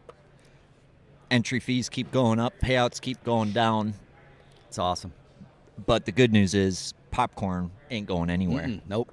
They make plenty of it, and usually it's so big you can't finish the bag anyway. Right. Right. And those trout, they don't eat that much. Now I wish they had a trout pond here. I'm kind of pissed they don't. They did last year. They have one. Here? I walked by it. Yeah, it's right at the entryway. Oh, buddy. Yeah. We got to find some popcorn. We're about to have some extracurricular Don't you worry, it's gonna activities. happen. Yeah, it's gonna happen. So, okay. So are you here only today? No, I'm here tomorrow for a little bit. So it's a 2-day trout tournament. Well, I just told you the biggest secret. If I would have just said, "Hey, let's have a trout pond tournament," I would know how to catch them, and I would kick your ass. Now it's like you already know my secret. I did check the rules, and there's not a no info rule or cutoff there. So it's not my fault that you gave that up before the tournament. Van Dam always told me fishermen are their worst enemy because they can't not tell you what they caught them on. They gotta tell you. You're not wrong, and the good news is you are more intimate with that technique, while I'm still going to be. Oh, yeah, you're greenhorn. So True. you are one step ahead. So as soon as you figure out the next popcorn, I'll be still using the old one. Yeah, maybe they'll hit a drop shot popcorn, where you can kind of get it just deep enough, just high enough where it tickles Just shakes on the top of the surface. That way, it doesn't have to keep going downstream. It can just sit in one spot, and then better your chances maybe. Yeah, the victim cicada bug pattern, if you will. Man. Oh, yeah. It's going to lights out for sure. So by the time you guys listen to this podcast, we will know who won the trout tournament. And it might be in the description that, if I'm going to take second to anybody, it's going to be the trout pond ringer. Especially when there's only 2 people in the tournament. That's exactly. Well, no, we'll have we'll have Bankston donate. Don't tell him about it. Well, I'm not telling. No, anybody. here's what I'm I thinking. just told everybody. No, here's what I'm thinking. Like you said, it's head to head. I wasn't thinking that. Oh, you're gonna get the whole staff over there? Yeah. Oh, all right. And then you know how Capper Raveling, they used to team up. Okay. And split. I don't. The winnings. But I believe you. So what I'm saying is, I'll slingshot you in for the win. I'll take second. Ain't nothing wrong with silver. No. Just bury it deep down inside. Don't ever bring it up again. Shit, Ricky, I was high when I said that. You could have been second. You could have been 5th. Hell. That's the greatest. They don't make good movies anymore. No, they don't. No, dude. Like, very few. Don't put it out with your boots, Ted. Like they don't. Don't you stick that knife in your leg. Don't tell me how to handle my business, devil woman. I'm so paralyzed. See that van out there? It's all paid in full. No, they don't make them. That pisses me off, dude. When's the last time? I just watched the old ones. It doesn't matter. I would agree. Of course, with I you. know it all I've seen it 8 million times. That's the problem. I probably could write the script or recite it. Well, you're not allowed to be funny anymore in movies. No, something about culture and canceling, but I don't think those people are watching anyway. That's what I don't like. Exactly. Why do we care? But what's like your favorite old movie? Like you more like Chris Farley? Oh, I love Adam Chris Farley. Sandler, Will Ferrell. Like Will you have Ferrell like a and soft Chris spot? Farley are my 2, by far favorites. And Chris is dead, so he's not making any new ones. No. I was actually in Chicago the day they found him. It was pretty Really? wild. Yeah, we were downtown Chicago, and there was all these, like, what's all the, and we went into a bar, like, where are all those TV trucks around the, whatever, I forget what building he was in. Oh, they found Chris Farley up there. He OD'd, and we were like, what? Yep, I was in Chicago. That's a crazy. sad day. Very It is a sad day. sad 'cause day. Tommy Boy is one of my favorite movies. of Tommy all Boy time. is my favorite movie of all time. I love it. And then, we were just doing Talladega Nights. That's pretty good, too. Oh God, so good. You just lost your wife. You just lost your job. Don't throw away your best friend. I hope you get pneumonia, you old man. Anarchy, anarchy. I don't know what that is, but I love it. Oh, Grandma, you going to throw away my prison shank, ain't you? No, Granny. Not Send that weird man back to Indonesia. How was your day, son? Well, we threw Grandpa Chip's war medals off the bridge. Proud of you, boys. Sounds like a good day. Full of spunk and wonderment. God, there's so many from that dang movie. Tommy Boy's same with Tommy Boy. I love it. Little trick my dad taught me. Peace. They're everywhere. See, the trick is you got to hit them between the hawk and the call. On two. Hoot, hoot. Do you know what movie is, I think, one of the most underrated, probably due to cancel culture? Waterboy. Yeah, No? I like it. But Captain Insano shows no mercy. I do like it. Here's a movie. I don't know if you ever seen the movie Waiting? Mm-mm. Oh, you got to watch that. Yeah? It's a great movie. Waiting. It's with Dane, not well, actually Dane Cook is in it. He's a cook. Okay. It's about working in a restaurant, and it's who's the dude that? God, why can't he's from Canada. He sells the Tom Green? no, he sells the Mint Mobile. He's the owner of it, I believe. Oh shoot. He's Van Wilder. What the fuck's his name? Oh, Why can't I think of his name? Ryan Reynolds. Yes, Ryan Yep. Reynolds. Yep. He's the head actor. It's awesome. It's called Waiting. Yep, it's a cult. Like, it's kind of like didn't do shit in the box It office. doesn't matter. Kind of like what's the bowling movie? The Big Lebowski. Kind of like that. Great movie. Yeah, but it never. Yeah, it was a yeah. complete flop. And this Yep. was the same way, but it's called Waiting. It's all they do is Coen Brothers type vibe. they wait tables and they party all night, and then they wait tables and they party all night. I mean, excellent plot. Yes, it's great. And they have a game that goes on in the restaurant about pulling your junk out. And, Okay. yeah, and you get kicked if you look. Like it's great. It's a great movie. Gotta see a lot it. of good lines in that one too. Anyway, I grew up a movie guy. My dad's not a fisherman, but he's huge into movies. So I grew up watching all the old ones, I guess. And it's amazing how many kids nowadays don't know what a good comedy is, don't know who Kevin Van Damme is. damn Gee. it, you kids. Freaking kids. Some people's kids, I tell you what. They're the worst. They are. And I hope you didn't raise your daughters that way. I did not. Good. I actually tell them some of these stories that I've been telling you, and they just shake their head. They're like, one of my buddies that I grew up with, like literally the one that we jumped the three-wheeler together, his son is now 24, 25. He's an adult. And we hooked up. I went back to Michigan, and we were telling these stories at a bar, sitting around a table, and my buddy's name's Nick, and we're telling these stories about shit that we have done. Got pulled over by cops, and the cop will just say, well, if you don't tell your old man, I'll tell him. So this is like, get your ass back home, and I will find out if your dad knows about this, and he can take care of the problem. And we were telling all these stories, and his son's name's Hunter, and he's like, the worst thing I ever did one time, I got some dog shit and put it in a bag and lit it on fire to hopefully this guy, and we rang the doorbell and ran away, and the fire went out before he even opened the door. He goes, it was a horrible fail, but I think that's the worst thing I've ever done. And and we tell these stories. The next door neighbor, he lived in a trailer, and we took a bunch of bullhead and threw them all over his lawn and on top of his roof, and then tied his door shut with curse cord, like from the outside, so he couldn't even get out. I have no idea how the old man got out of I have no idea how he got out of his trailer, but we did that at like 3 o'clock in the morning. We were out. Bullheads? Yeah, the old bullhead trick? Yeah. We threw him all over his yard, on his roof, on top of the trailer and shit. This is a guy that he's at the end of we called it the sheep pen. We'd run our motorcycles. Well, his wife would put out the laundry on the clothesline, and then that was our berm right there to turn and go back the other way, and dust would fly. And he came out with a double barrel shotgun. He was going to shoot us. And my buddy goes, that thing's not even loaded. And when he opened it to show us it was loaded, they both shot out. We didn't go back by there for a while. No. How It hard was were the loaded. bullheads to get? His little pond was right next there. Oh, we sat out there at the he bonfire. threw his own bullheads at him. Yeah, we just kept putting them in the bucket, They're and your bullheads. Yeah, and I thought we were giving him gifts. I don't know. I mean, they were on the loose, If and he you caught them for them. Believe me, if he wouldn't have pulled a shotgun on us and threatened to shoot us, we probably wouldn't have done that little trick. Yeah. We probably wouldn't. If he was nice about it and just let us So you dust did up his laundry and everything and not said anything, but we just returned the shotgun favor. Oh, we're on timeout. 2026 Northwest Sportshow presented by Furniture and Things. Be sure to visit Fishing 101 presented by Lund Boats. Fishing 101, Lund Boats. We are not a fan of, by the way. Yeah, we don't like Vexus- this 101. Vexus Boats. This is -1. Vexus. Brought to you by Vexus Boats. Vexus. I'm about to. Vexus. I don't know. I want to cast in that Berkeley tank, and I want to catch trout on popcorn this weekend. That's like the two missions for me now at this point. I guess if you got goals, I do. They're lofty. I know they're lofty, but it's a big ask. so what are we thinking? What's the guess for weight in this trout derby? What are they, about a pound a pop? Half pound, 3/4 I pound? think they'd probably be at least a pound. I mean, some of them been Couple big ones. They've been. Couple they're seasoned they're- ones. Their lifespan is at least 6 months. So how big do they get after 6 months? Is it a pound or not?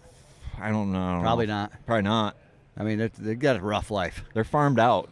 They're going from here to the next show, They're test wherever tube that babies. is. Yeah. I mean, Honestly, they put on the miles. Like, I don't Yeah. think we show them enough respect. I don't know. We're going to find out if they are willing to eat popcorn. They sure were in Hot Springs, Arkansas. I can tell you that. So if you're let's say I'm looking for popcorn in a dumpster tonight for this trout derby in the morning, right? And I'm faced with a raccoon as soon as I get in the dumpster. Oh. Like, that's the problem. Is I would once just go get your fishing rod. Okay. I mean, Yep. just say stay there for a minute. I'll be right Hold back. on. Yep. Then Go put a get your half-ounce jig in that dumpster? Black and blue. Black and blue? Yeah. Okay. Got to be. Yep. Pork chunk? I mean, that's. I would assume they like a pork chunk. Well, yeah, you got to have that. They're It just rack- comes they're with chicken. rakins. But I'm just saying, at that particular place, they were biting black and blue. You might have to mix it up a little bit, get a little green pumpkin in there or something. I don't know if they're.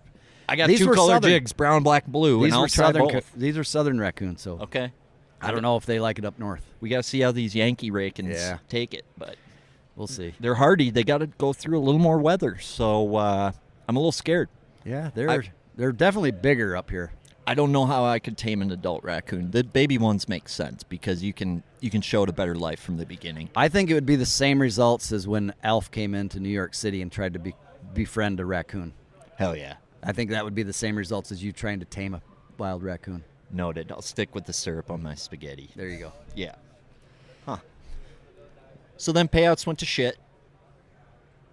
And then, like, it was, like, all I can think of is, like, it's like all of a sudden nobody, it's like everybody should have got together and been like, what's going on? We're not going to do this anymore. Like a strike, like NHL went on strike or something. That'd have And been- it seems like it was a slow, like almost like they pulled the wool slowly over your eyes. And I guess, what was it? Like, by the time you realized the payout sucked, it was too late type of thing? Or how did it, like, when No. did it? I saw them starting to suck, but I still enjoy what I do, and the payouts were still, well, for Probably $100,000. Yeah, Yep. very top heavy. But I went and qualified for the elites because I thought that was more of a stable organization, you Yep. know. Yep. And my wife had quit FLW, so I go fish. Luke and I both went and we traveled together. Luke Clausen and I. And all right, we're gonna fish the opens. You got to fish 3 of them. You got to finish in the top 7 or whatever it was, or 9, or I forget what it was. But anyway, so both of us made it, and we went to the elites. Well, I sucked. I Keystone Light was on board the first year, and then the guy quit. Dave is my buddy's name, or not my buddy, but my boss. The pallet chipper? He quit. Yeah. The guy that supplied me with all the beer that really helped me along the way. I mean, that's a huge performance enhancer. Yes. So, yeah, he left, and so the only time I usually lose sponsors, it's not for performance, it's not for lack of, whatever. There's a new person in charge. Well, guess what?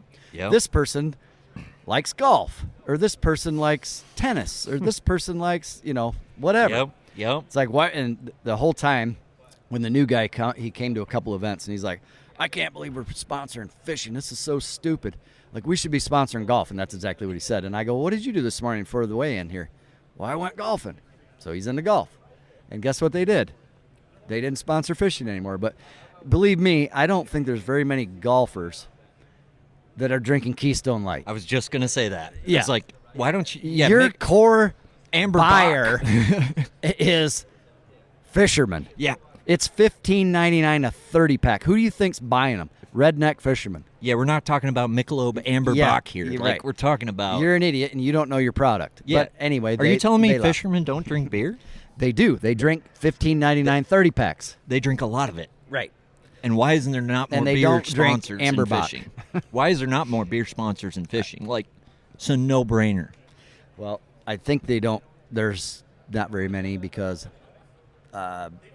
kids don't drink Coors Light anymore, or Keystone Light, or they drink I heard they don't drink IPA, or they drink THC drinks, or Yeah. they drink, now Yeah. that it's legal. So then that's a big whatever. I mean, I'll drink all of them. So I lost Not at once. The second year of the elites, I lost my title sponsor. Did not find another one before the next year, and you can't fish for very long without people behind you. And this is when I first left FLW. Now I had a free ride at FLW. I always had a team deal. Yep. So I had everything was paid for, and I got a free truck. Now that it got bought out, and I could see the writing on the wall. I went to Fish the Elites. That lasted 2 years, and I go, I got to get out. I needed to get out, and then I went back to, it was Major League Fishing at the time, and then they had the tackle warehouse. It was the same deal, same everything. And that was in 18, and I won the last event of that one that year on Lake St. Clair. I remember that one. Yeah, it's a badass win. Yeah, that was a lot of fun. So I think you're still the only guy to win wire to wire on a spy bait. Well, that's pretty cool. And I was going to bring that up at some point. I did catch. You caught some on a tube. Yeah, I caught some on a tube, and when I it caught was cloudy. When it's sunny. I caught some on a hair jig the second day, because I remember JT coming from 2 miles away, and I'm catching them, and well, at first I wasn't catching them, and then I'm like, I'll bet they'll bite a hair jig, and I threw it, and my first cast, there's like a 5-pounder following it, and it had a piece of hydrilla on it, on the fly, and he's following it, but it's got grass on it, so he's not eating it. And I'm like, if he followed it this far all the way to the boat with a piece of grass on it, they're gonna bite it. Mm-hmm. And I cast as far as I can, and I make like 5 cranks, and I catch a 4-pounder, and then I catch a 5-pounder, and then it's like every other cast. Well, here comes this boat on a trolling motor behind me, and I'm like, who's this jackass? Like, obviously he knows I'm catching him. Well, this is the last event of the year, so you got to have enough points to make it to the Forest Wood Cup. And it starts getting closer. I'm like, it's JT. I'm like, why he trolling motored for a mile to come up? I could have just drove up there, because he goes, dude, I need, whatever to make the cup. This is day 2. He goes, I can see you up in the front, and then you're in the back, and then you're in the front, and then you're in the back. And I go, I know you're not just dancing in your boat. You're putting them in the live well. You're catching them. I go, dude, they're biting like every cast. And he's like, I'm not here to fish. I just want to know what you're throwing. I go, I'm catching them on a hair jig. He's like, and he start digging around. He's got like a half-ounce, a saltwater hair jig. Yeah. And I'm like, dude, come on. And he goes, I think I got some in here. And he keeps digging around. I threw him a couple, and he's like, here, this one might be one, And he goes out, and he ends up catching 20 pounds, enough to make the Forest Wood Cup. But, I mean, my other buddy that we were rooming with, I was rooming with JT and Brian Thrift and Clint Brown. This is a guy from Georgia.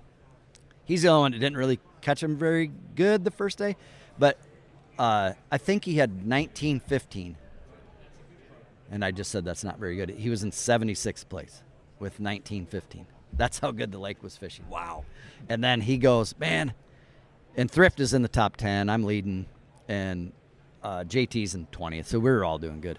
And he's very happy that he's going to, hopefully make the Forest Wood Cup, because he needed to finish, in the top 50 to make it. So he's good. Anyway, I told Thrift and I told Clint and JT for that I caught some big ones on a spy bait. The first day it got slick, and it was crazy. My co-anglers had 23 or 24 pounds on it, and I had 26 and I had 25. Anyway, this was when that thing first came out. Yeah, you came here too. Yeah, I had. It's pretty new yet. Yeah, I got the guy that markets it in the United States. He's from California, and he sent me 30 of them. The duo guy. Yeah. So he sent me a bunch of them, and obviously it worked out for him sending me, because the first day I blasted him on. Then but whatever. I told Clint day 2. I said, at any point in the day where you're catching them, or if it slicks off, pick this up. And he's like, oh, Thrift, how many do you have? And he's like, oh, Thrift had a whole box of them. He's like, oh, well, I might throw them. And Clint's like, dude, I was down to I don't know, 10 or 12 of them, but there were certain colors that were obviously better than others. Yep. And I go, Thrift, you got 20 of them. I go, give Clint one. Well, I might throw him. He never gave him one. For whatever. That's just, if you know Brian, it's fine. It's defense. Whatever. Yeah, but that's all I can think of. Just you ain't going through 20 of them. He's fishing on the north end. We're all on the south end of the lake. I mean, we're not all, but I know Clint was, and he was in Anchor Bay. So anyway. Yep. I tell him, if it slicks off, throw this baby. Yeah. And he just fishing along, and at 10 o'clock, he's like, man, the wind just quit. And he's telling me this story. And he's like, he's never thrown one before. I go, count it down to 15 or whatever. We're in 18 feet of water. He throws it out, counts it down. He said, my first cast. And he goes, I don't know how they bite. I told him, just reel it. Just reel it as slow as you can. Just reel it. Just reel it. It was painfully slow, though. You can't just tell someone to reel it slow. it seems like you tell someone to reel it slow, and you got to go like. But he's got nothing to lose, and right, whatever right. I told him, he's going to do because Yep. obviously I brought in almost 27 pounds. busted him. He's going to do it. So, sure shit, he gets slick calm. He throws it out, counts it down. He's reeling it, and he goes, the line just went slack. So he bows up, and he goes, it was a 4 3/4, and he's like, oh man, he's so like he's fired. So I think at this point, we need people to understand the big picture. I think a lot of people, the rod market's a busy place, and I think a lot of people lose very saturated. Well, I think a lot of people lose the forest and the trees. At the end of the day, people don't understand. Follow the money, and you're going to find that Dane's up against Big Rod here. Okay, Big Rod. Big Rod. Big Rod has liabilities. If you die by rod shank, they're not liable. Okay. Look at the VAERS reports. Look at the VAERS reports. Bro. Big Rod is not liable for shit. Put a bunch of money back into the industry and supply a bunch of... Their rods are big enough. What about the little rods?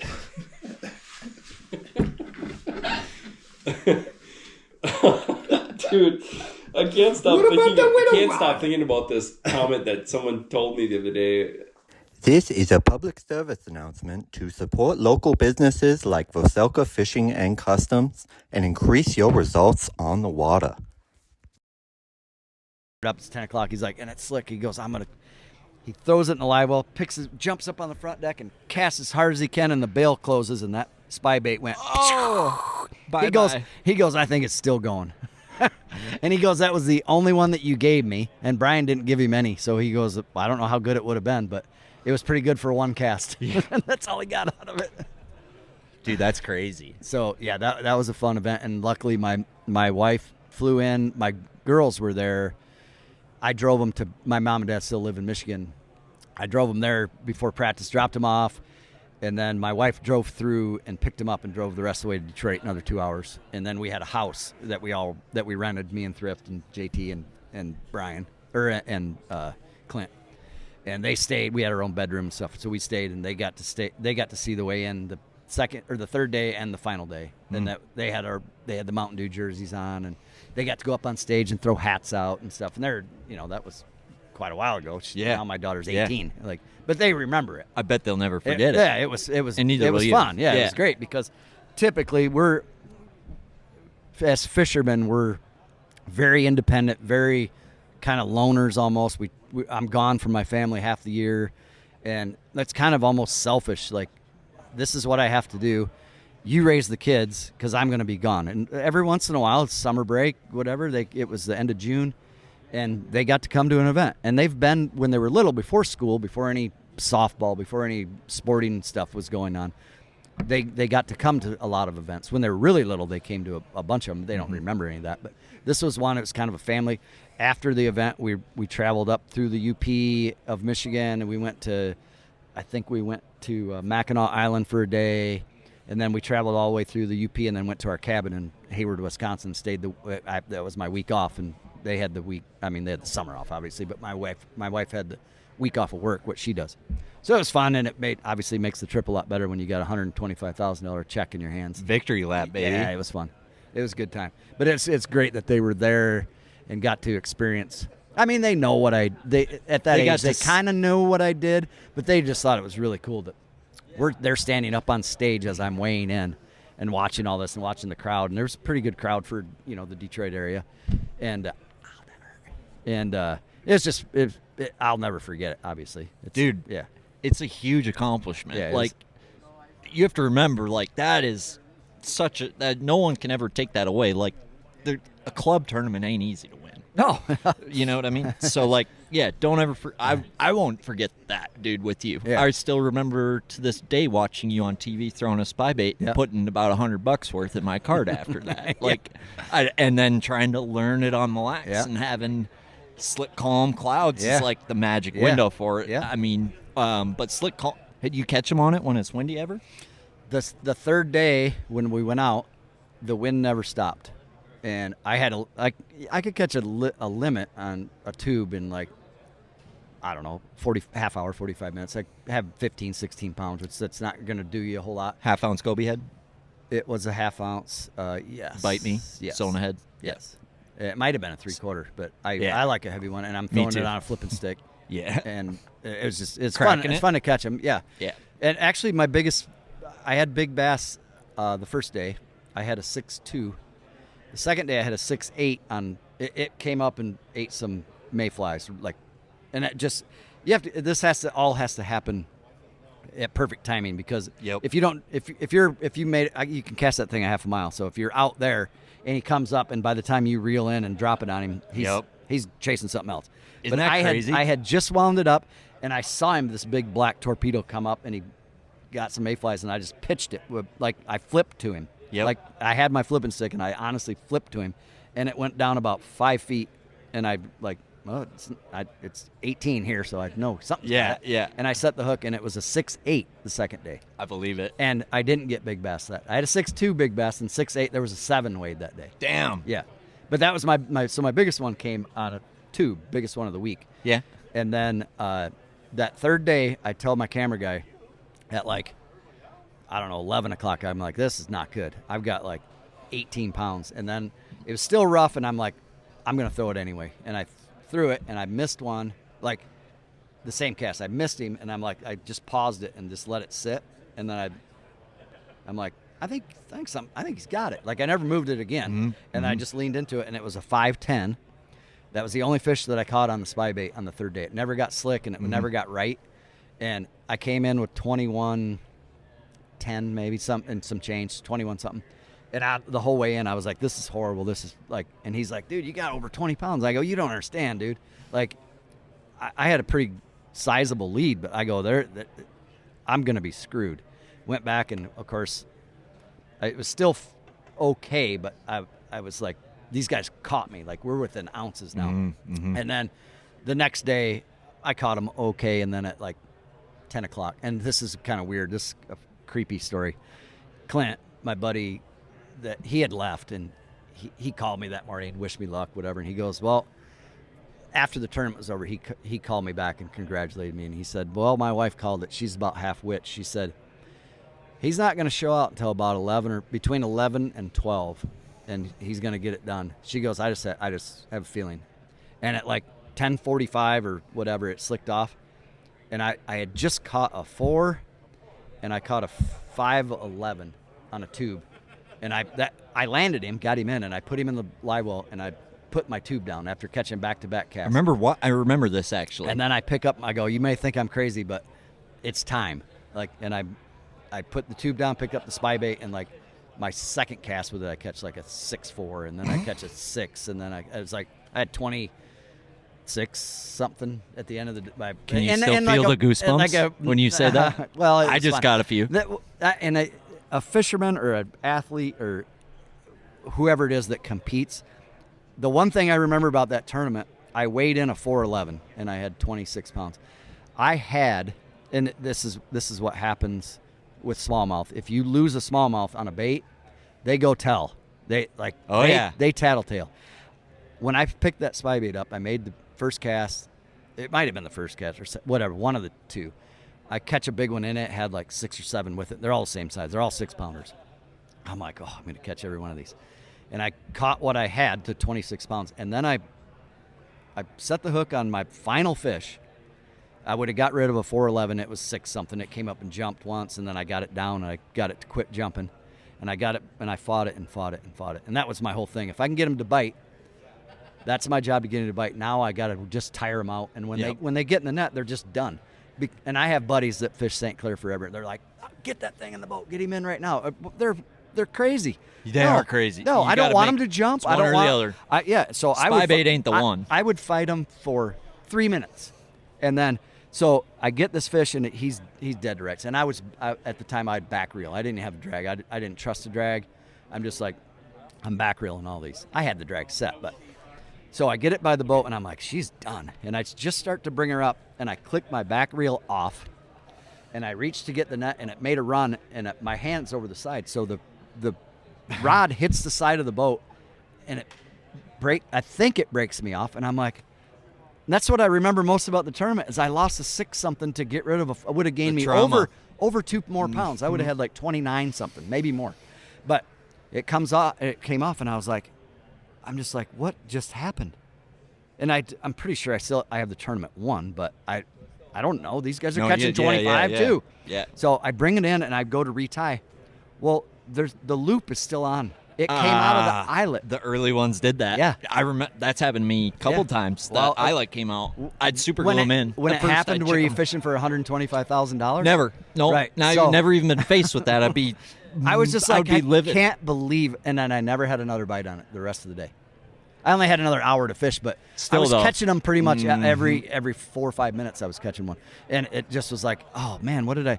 So When girls start talking, I'm telling you, that's the end of it. Yeah, they screwed me. So anyway, I didn't catch any more. I even picked the tube back up. It was like nothing. I caught nothing after that.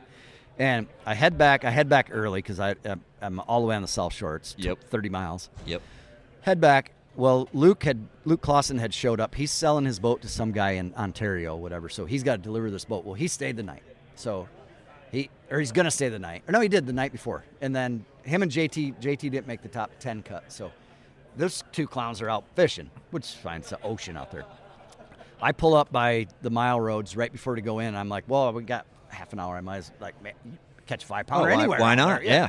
And here come these two clowns. And Luke goes, well, what do you got? And I said, well, I got a 411, a 5.2, a 5.6, a 6.2, and a 6.4. And Luke goes, that ought to do it. And then they just took off. They just went fishing. That's awesome, dude. All right. I hope so. And it was obviously. Dude, that's so cool. It was a good tournament. It was a lot of fun. Like that spy bait was just like, and hardly anyone was throwing it because they didn't know Oh yeah, about it's so new, dude. Yeah. At the time, it was pretty awesome. It was a lot of fun. Well, aside from like a fish or two, it hasn't been like a primary since then. It seems like. Yeah, not For really. top tens, it will be. Oh right? yeah, but you just big ones haven't- bite it. Yes, Yes. yes. Like And- you've seen it on Champlain, guys doing it with But buoys and stuff. The other thing is, it's. I swear the big ones, or to get multiple big ones, but the conditions have to be right. And Scott Dobson's a very good buddy of mine. He lives in Michigan. He's the stick on St. Clair, and he was in this tournament. He made the top 10. He fished the river because he knows St. Clair, and he knew one of the 4 days it's going to blow. It always does. You can never get, and we got 4 days of perfect weather, like perfect. The day before, so it'd be Tuesday because we have Wednesday off. It was so rough out there. It was like just beat your brains in rough. And I'm like, oh, this is going to be a shit tournament. Like this is, I hate fishing Lake St. Clair. I heard it's a washing machine. Oh, my Just God, a it's horrible. Absolute washing machine. It is so bad, and it gets so rough, and there's so much current. And if it blows against, you don't realize you're out in the middle of the lake, and there's 3 mile an hour current going by you. You throw out, and your line will just be going. You're like, what's going on? You're in a lake. And no, it's so. He purposely fished the river because he knew one of the days I wouldn't catch him because it's going to be too rough, and you won't. And even if you can catch him when it's rough, but you still have to drive to your spot and drive back, so you get cut in half of You what you lose can time. fish. Yeah. Yeah. And it's even when you're there, it's still hard. It's harder to fish. It just is. So he finished 5th or 6th or something. 4th. I don't know. Hell, you could be 5th. So he finished up there pretty high, but he was banking on it being rough, and it just, like you said, everything happens for a reason, and it was just, it was my week. If it's meant to be, it's. and And it if was. there's one thing I know, if you try to control that outcome, it seems you're done. Yeah. You got to let it happen. Hey, bud. You're leaving? How dare you? You're back tomorrow? No. Easy. How dare you? Will Get you out at of here, least show thanks. that mustache to the camera? If you guys want to know what a good mustache looks like. Where's the camera? Right here? Right there. Oh no, he's got a brush. Oh, yeah. You got something right there. Is there? Yeah, get that. That thing commands authority, my friend. This is takes years. Respect my authority. Here, You can't, hey, I got to grab something real quick. Do you want to let them know what it takes to grow something like that? So to grow a mustache like this, you need. Should I put this on? You don't need to. Oh, okay. Dedication, time. There's a period when you look like a muskrat, so you have to just you got to stick with it. And if you're married, men, your wife has to be on board. If they're not on board, you ain't growing a mustache. Because I'm telling you right now, it takes a lot, and trimming is key. But yeah, that's what it takes to grow a mustache. Well, That explains it, but you're going to look like a muskrat for a while. Yeah, you will. This broadcast is brought to you by Chia Pet. I love you, boys. Chia. Thanks, and I'm out. Good to see you. Chia. They still sell those? Those Oh. were your childhood toys, yeah, they're right? selling for sure. Yeah. He's back. Would you like fries with that? Give me some of your tots. You guys live again? Becky, these fries are good. Mind saving some for us, Cindy? They are Starving. That SNL skit? It's Come awesome. on. Mind saving some for us, Cindy? I'm hungry. Lay off, man. I'm starving. Chris Okay. Farley. Mhm. Okay. The SNL ain't the same either. No, it sucks. It's bad. I don't even watch it anymore. It's bad. Banger, are you going to join us, or He's done. we're selling boats here? That's right. Vexus. Vexus. We're giving signals. So, Chad, I mean, this is a good Vexus. time to talk about your Vexus that Oh. you've been running and some of your favorite things in that boat. I know I've got more favorite things in a Vexus than I could even talk about in a 3-hour podcast, but I guess what's something... 3 hours. Holy shit. Oh, We're yeah. doing- no. No, there's no rules, Oh, remember? that's right. We're in the trust tree. Time's made We're up. in- I thought Time's we were a in the nest. construct. I thought we were in the nest, the trust tree. Well, yeah. Yeah. I trust you. Okay. Do you trust me? Yeah. I got you, bro. Do you remember the trust tree? Not completely. The tree of trust? Old school? Oh, dude. Earmuffs. You know, we're out at, at Olive Garden, lovely. I just couldn't help notice the waitress. I mean, I just couldn't help like what her panties were. Probably normal cotton, but could have been something really cool, something like I've never even heard of before. Or I don't wait. Are we not in the tree? Are we in the trust tree? Like, fuck, we're in the tree. That movie is, I have like my favorite. Come on, everybody, bring your green hat. Come on, Snoop. Looks a little cold out there, Frank. You remember Frank the Tank? You think right? you think KFC's open? Oh yeah. Pretty nice little Saturday, Maybe go to the Home Depot. Maybe Bed Bath Beyond. Don't know if we have enough time. We'll have enough time. If you haven't seen that yet, watch the movie Old School. It's a good one. Earmuffs. All right, tell you what. I'll do one. It's gonna do one. I'll do one. Build up again. Once it touches your lips, so good. So good when it hits your lips. But seriously, talking about something that's so good when it hits your lips. You run a VX20, VXS20, or VXS21? I run both. 20. I love that 20. I like it a lot. It's my favorite boat I've ever driven. I've driven Me a too. lot of them. Me too. It's pretty good. I just got mine. I got a video today that they finished the wrap on it. It looks pretty cool. So it'll be pretty badass. Get that. I'll pick it up Monday. Ready to go fishing. Full of root beer, baby. Oh, yeah. It's zero sugar. Yeah. Yeah. Well, I mean, the real sugar craze came, 1920s, and we're talking 1919, right? So, Yeah. Big Sugar really didn't get its hands in the cookie jar. But it's been till there a while. after that root beer came out. And now, last year we came out with 1919 zero sugar. And that's what we're wrapping. this Bang, year. bang. All white. All white. Mm-hmm. Sick. Looks good. Looks real good. But you've run more boats than probably anyone, dude. You've run Yeah. Rangers. You know what a good boat is, and you know what I do. a less desirable one is. I started out. A lot of people don't. I started out. My first boat was a 16.5-foot Pro Craft with a 90 horse on it. Ran really fast because 16.5 foot, basically. Oh, yeah. It would run Speed really demon. fast. And then I had a Cajun, 20-foot Cajun with a 150 Yamaha on it. That was a pretty cool boat. Kind of a piece of shit, but it was cool for me because it was a 20-foot or 21-foot boat, and it came from a 16-footer, so I thought it was pretty cool. Well, they're kind of one of a kind. Yeah. And then I had another Pro Craft, and then I had a Javelin. I was with Stratus for many years when I'm coming up. I worked with Stratus. I was on their pro staff. That was my first big deal. I went to the plant and met with Gary Klaus, which I think a lot of people know who Gary Klaus is. He's now the president of Phoenix Boats. But back in the day, he was president of Stratus. Yep. And we talk about it to this day. I've traveled around and we talk at all these shows and stuff, but he basically told me, we go in to try to get a free boat. This is my rep, which I'm still buddies with to this day. He's retired years ago, but he was my rep, and he's like, well, man, you're fishing the FLW tour. We got to go try to get you a boat. Get you a memo boat or something that, We go in there, we talk to Gary, and I tell him what I'm fishing, and he goes, I tell you what, I can get you a boat. I'm no problem with that, but I can only pay half your entry fees. And I was like, oh, and he goes, and they were like, it was them and Evinrude. I think Bombardier owned it, kind of, or something. I don't know. They had a connection there. Like all you could get was an Evinrude on a Stratus. And so he goes, sea days? Yeah. And he goes, you think if I paid half, you could get Krista from Evinrude to pay the other half? I go, I don't know who Krista is, but Krista was there back in the day. Oh, yeah. She's there forever. Yeah, forever. She's a spicy one. So she goes, I go, sure. I was still floored that he just said he's going to pay half my entry fees.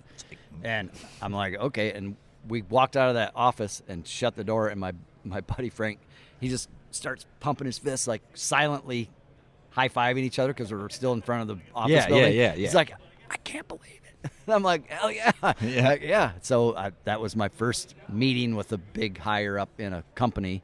And him, I didn't even ask for it. We were just trying to get a boat. Yeah. And he's just volunteered. And now Pay to your this entries, day. too. I bet he hasn't done that in a while.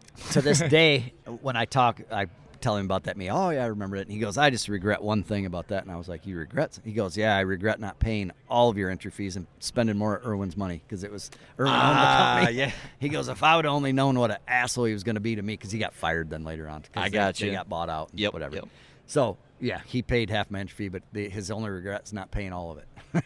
Pretty cool. That is funny. And Irwin was like, hearing stories about Irwin, he'd buy up all the wheat just to short another week. He was cutthroat. That dude was shrewd. He made our fishing industry what it is today. I got to be honest. I mean, top 3 or 4 of tournament fishing impacts. And by you far. arguably as far as won, payouts, right? I mean, it's between him and the Bassmaster guy. Yeah, but the Bassmaster didn't have any competition, so they would have kept those guys down and bottom feeders for. All of a sudden, there's this new circuit's paying $100,000 for first place. They were paying like 40. Yeah, it's like he almost doubled, or he did double it, but it's a big deal for the industry for fishermen. It gave another opportunity, but all the Bassmaster guys came over and fished it. Hell, Van Dam won Angler of the Year like 2 or 3 times. He made a pile of dough off FLW. Dude, I want to dig into this is the inside of the industry that most people don't understand. And what's funny to me is they came out with these no info rules lie detector tests and stuff, and all about integrity and all this. Dude, back in the old days, there were no info rules. No, it was you go to the local tackle shop and they tell you where to go. Well, you didn't even need. I mean, you found a ringer. Yeah. And they'd send you their waypoints. Yeah. That's how it used to be. That used to be the name of the game, right? Yeah, well, I when remember started, stories. there was no waypoints. Oh, really? Yeah. I actually FLW? I have no FLW, but when I first when we had tournaments on Lake St. Clair, and yeah, you just had to line shit up. Well, right. Oh, we're talking pre-GPS in general. And then I remember my first. I still have it. I saw it in the basement yesterday. I have a Lowrance handheld GPS. You got to lift the lid up, and that's where you get the signal. And then all you do is you hold it, or you can punch in the coordinates if you want. But it's a dinosaur. 100%. But I kept it, and I still have it. It's pretty cool. I don't know how you used to go to a new lake without intel. If you think about it like that, you didn't have a map chip, you didn't have nothing. No, nothing. Oh, we'll just go fishing today. We'll just go throw a spinnerbait over there. I talked to Nixon about going to Lake Okeechobee, and he goes, the lake used to be really clean, and he said you could go out in the middle, and if you found them, it's impossible to go there the next day and find it again because you didn't know where the hell you were. You can't hardly see shore.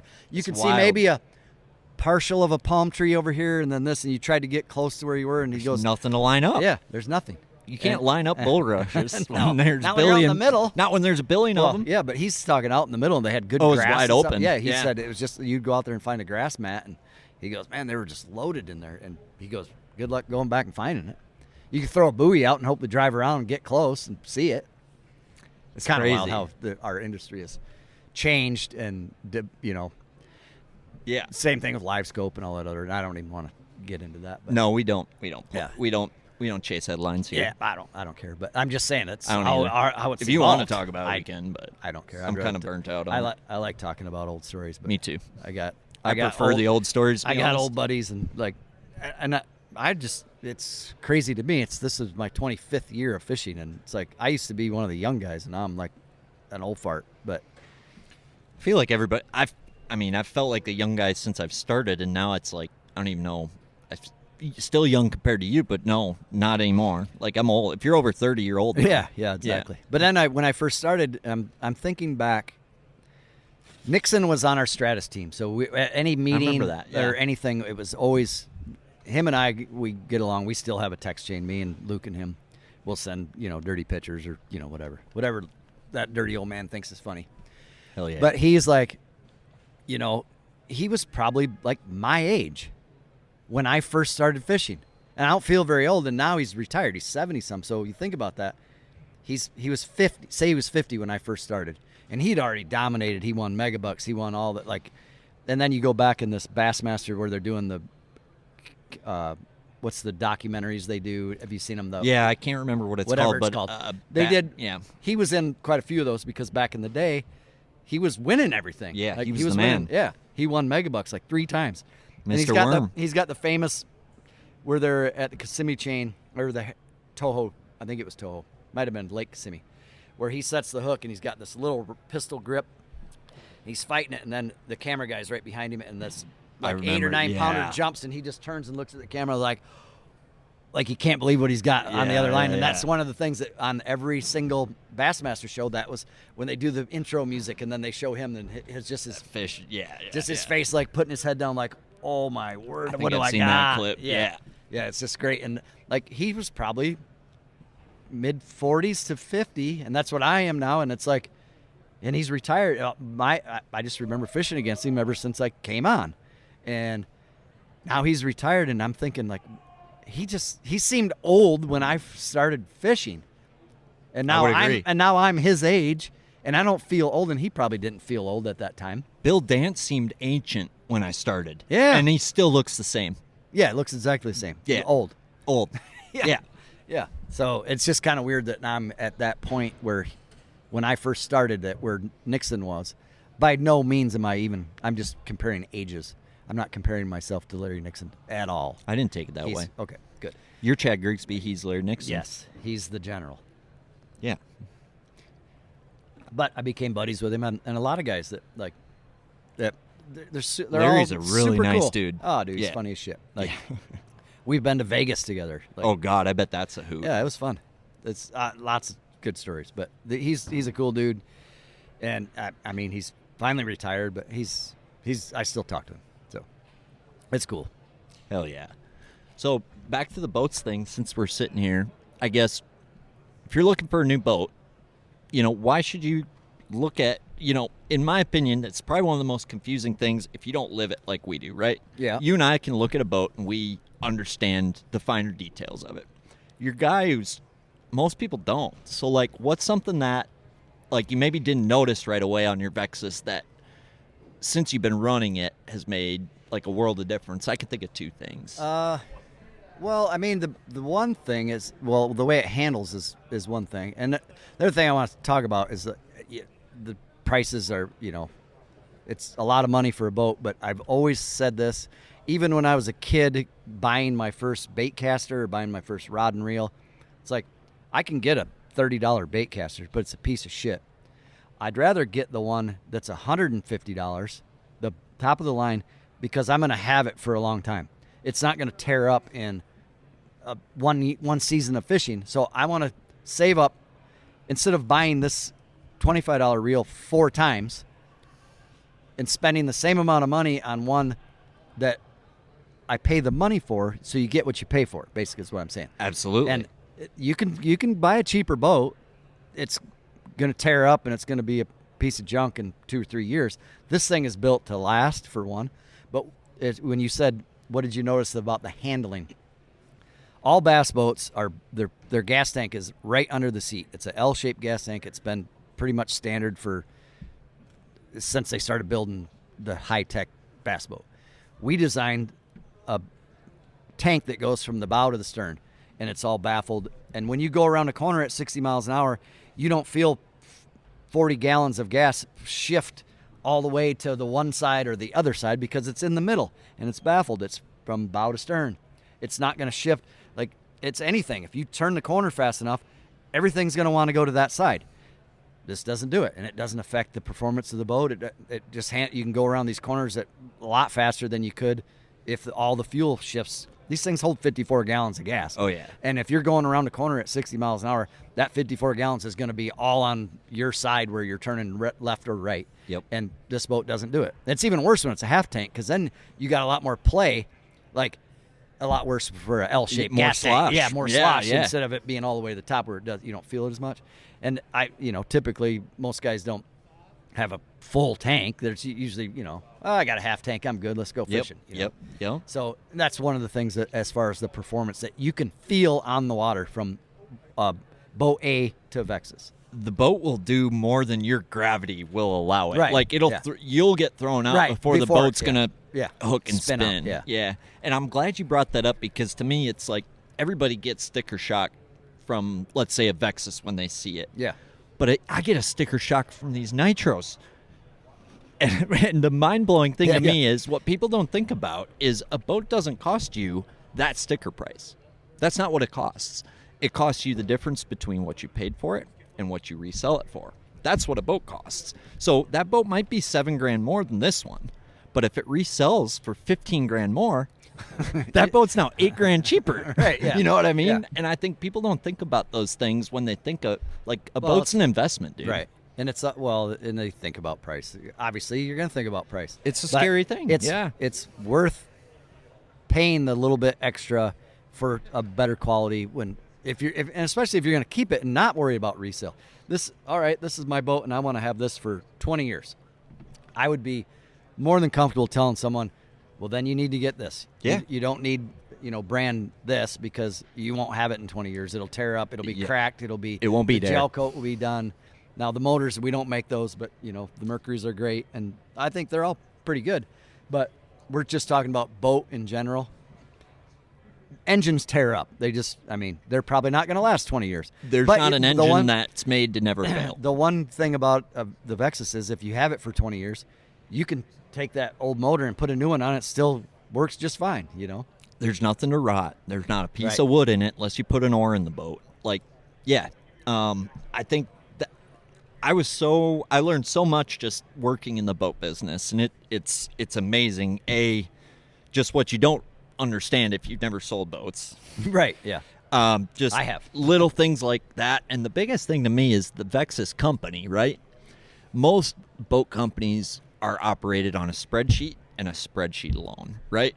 And it's all about cutting costs on the manufacturing of the product to make as much money. Bottom line, that's all it is. But at the end of the day, if somebody doesn't buy a second one, what you made on the first one doesn't matter. Right. And I think with these guys having the Ranger DNA behind them, they understand that whole game. For sure. So they're like, we understand that we're not cutting as many corners on the front end, but watch us 50 years from now. Yeah. Let's see where we're standing 50 years from You now. can also That's walk the difference. up. You can walk up to a boat and just look at it and see that just the attention to detail that Vexus has compared to the other ones, where it's like, oh, this carpet, like they just went around the corner and didn't even. It's just like you can tell that's gonna tear. It's gonna peel up. They don't even have anything holding it down. There's no glue under it. It's like, and that just the little things that Vexus does to make sure it's a good quality boat. And I mean, not the performance. I'm talking just attention to detail, and that's how they, that's what they strive on, because everyone that goes out the door, they can look at it and go, I'm proud of that boat right there because we made it. Yeah, and it's like, and you get what you pay for. So, well, I just think it's a badass story, and you got to experience it, from both ends, right? You got to see your Rangers all of a sudden get worse and worse and worse, and you're like, wait a second, this isn't a Ranger. This is a legends one at a Nitro. time. It's like the Scooby-Doo thing when they take the mask off. Yeah. Wait, you're not a Ranger. You're a Nitro. Yeah, it's. What was that like, though? Like experiencing that? Like, what did you notice in quality that went down? I noticed a lot of bolts at the bottom of my under my console that never were there before. That's a pretty good indicator. One of the, like, that event at St. Clair, I told you how rough it was that the last day of practice. I had bolts under like at my feet. I don't even know where they came from. These aren't Ranger boats. These are They were. nitro boats. Yeah. What the hell? That was the starting point of it going downhill. But Well, you think about the Ranger guys. They had just spent a lifetime building the most epic legacy ever, and now all of a sudden they're not screwing the screws in right. They're freaking putting 10 pounds more over here. Close enough. Like, no, but these guys, they actually give a shit. Yeah. So they're like, no, that doesn't fly. We're going to build our factory 1.5 miles away, and we're going to air condition the bastard, Right. and we're going to bring our A-team back, and we're going to build these boats how they're supposed to be built. And you don't have to wear a hazmat suit everywhere in the entire building like they do at Ranger. Yeah. Those guys are walking around everywhere. Everyone's got one on. The resin guy at Ranger gains 6 inches every day. Do you see those guys? The resin guy at the Ranger factory, he's got tape. He's got boots and he's got the tape over him. Make sure nothing gets on him. Stepping on resin all day, Yeah. he gets 6 inches taller by the end of his day, shift. yeah. Yeah. Like, so. Well, I don't want to rag on other boat companies, but ours is pretty good. Yeah. Not that there's anything wrong with that. No. I don't really care. This isn't my podcast. I mean, might ruin my Ranger sponsor. I mean, Nitro sponsorship. Nitro, yeah. There's Dude, no Ranger anymore. Here's the deal. We've been tiptoeing around that way too long. It's like people deserve to hear the truth at the end of the day. We haven't told the damn lie once. So Nope. it's There we not go like again, we're filling knocking people beer cans over. full their bottles. Oh, wow. You stay classy, San Diego. No, but like people don't talk about that. Like unless you people work talk about it. They Yeah. do, but not publicly. Well, yeah, probably. And we just did. Yeah. Shame on you. So I hope you I'm don't embarrassed. as long as you're not approaching Johnny Morris for a boat deal next year, you let me know and I'll cut that out, I guess. But I want you to have a boat. It's a small industry. Hopefully Texas could fire me next year. Hopefully we brought enough people to their senses where that doesn't happen. True that. If you've got good taste, you'll get a Vexus, and make sure you know the only If product. you don't chew Big Red, then fuck you. Yeah. It's a Jackhawk 9000 available at Walmart. When you're down there working on your mysterious lady parts, I'll spray my butt cheeks. for Playgirl magazine, I just wanted to know. I went under the. You probably didn't know because I went under my Concho. You're stupid. Magic Man and El Diablo. Checking out. I'm just lying. That's a cool name. That's an awesome nickname. So, at the end of the day, a product's only as good as the dealership that stands behind it, which was why you should choose a service-focused dealership like Intune Marine, who's got a knowledgeable sales staff, knows how to catch a bass, knows how to rig a boat, knows how to fix a boat. This is Chad Grigsby and Teal's Bass Galaxy checking in, checking out. Out.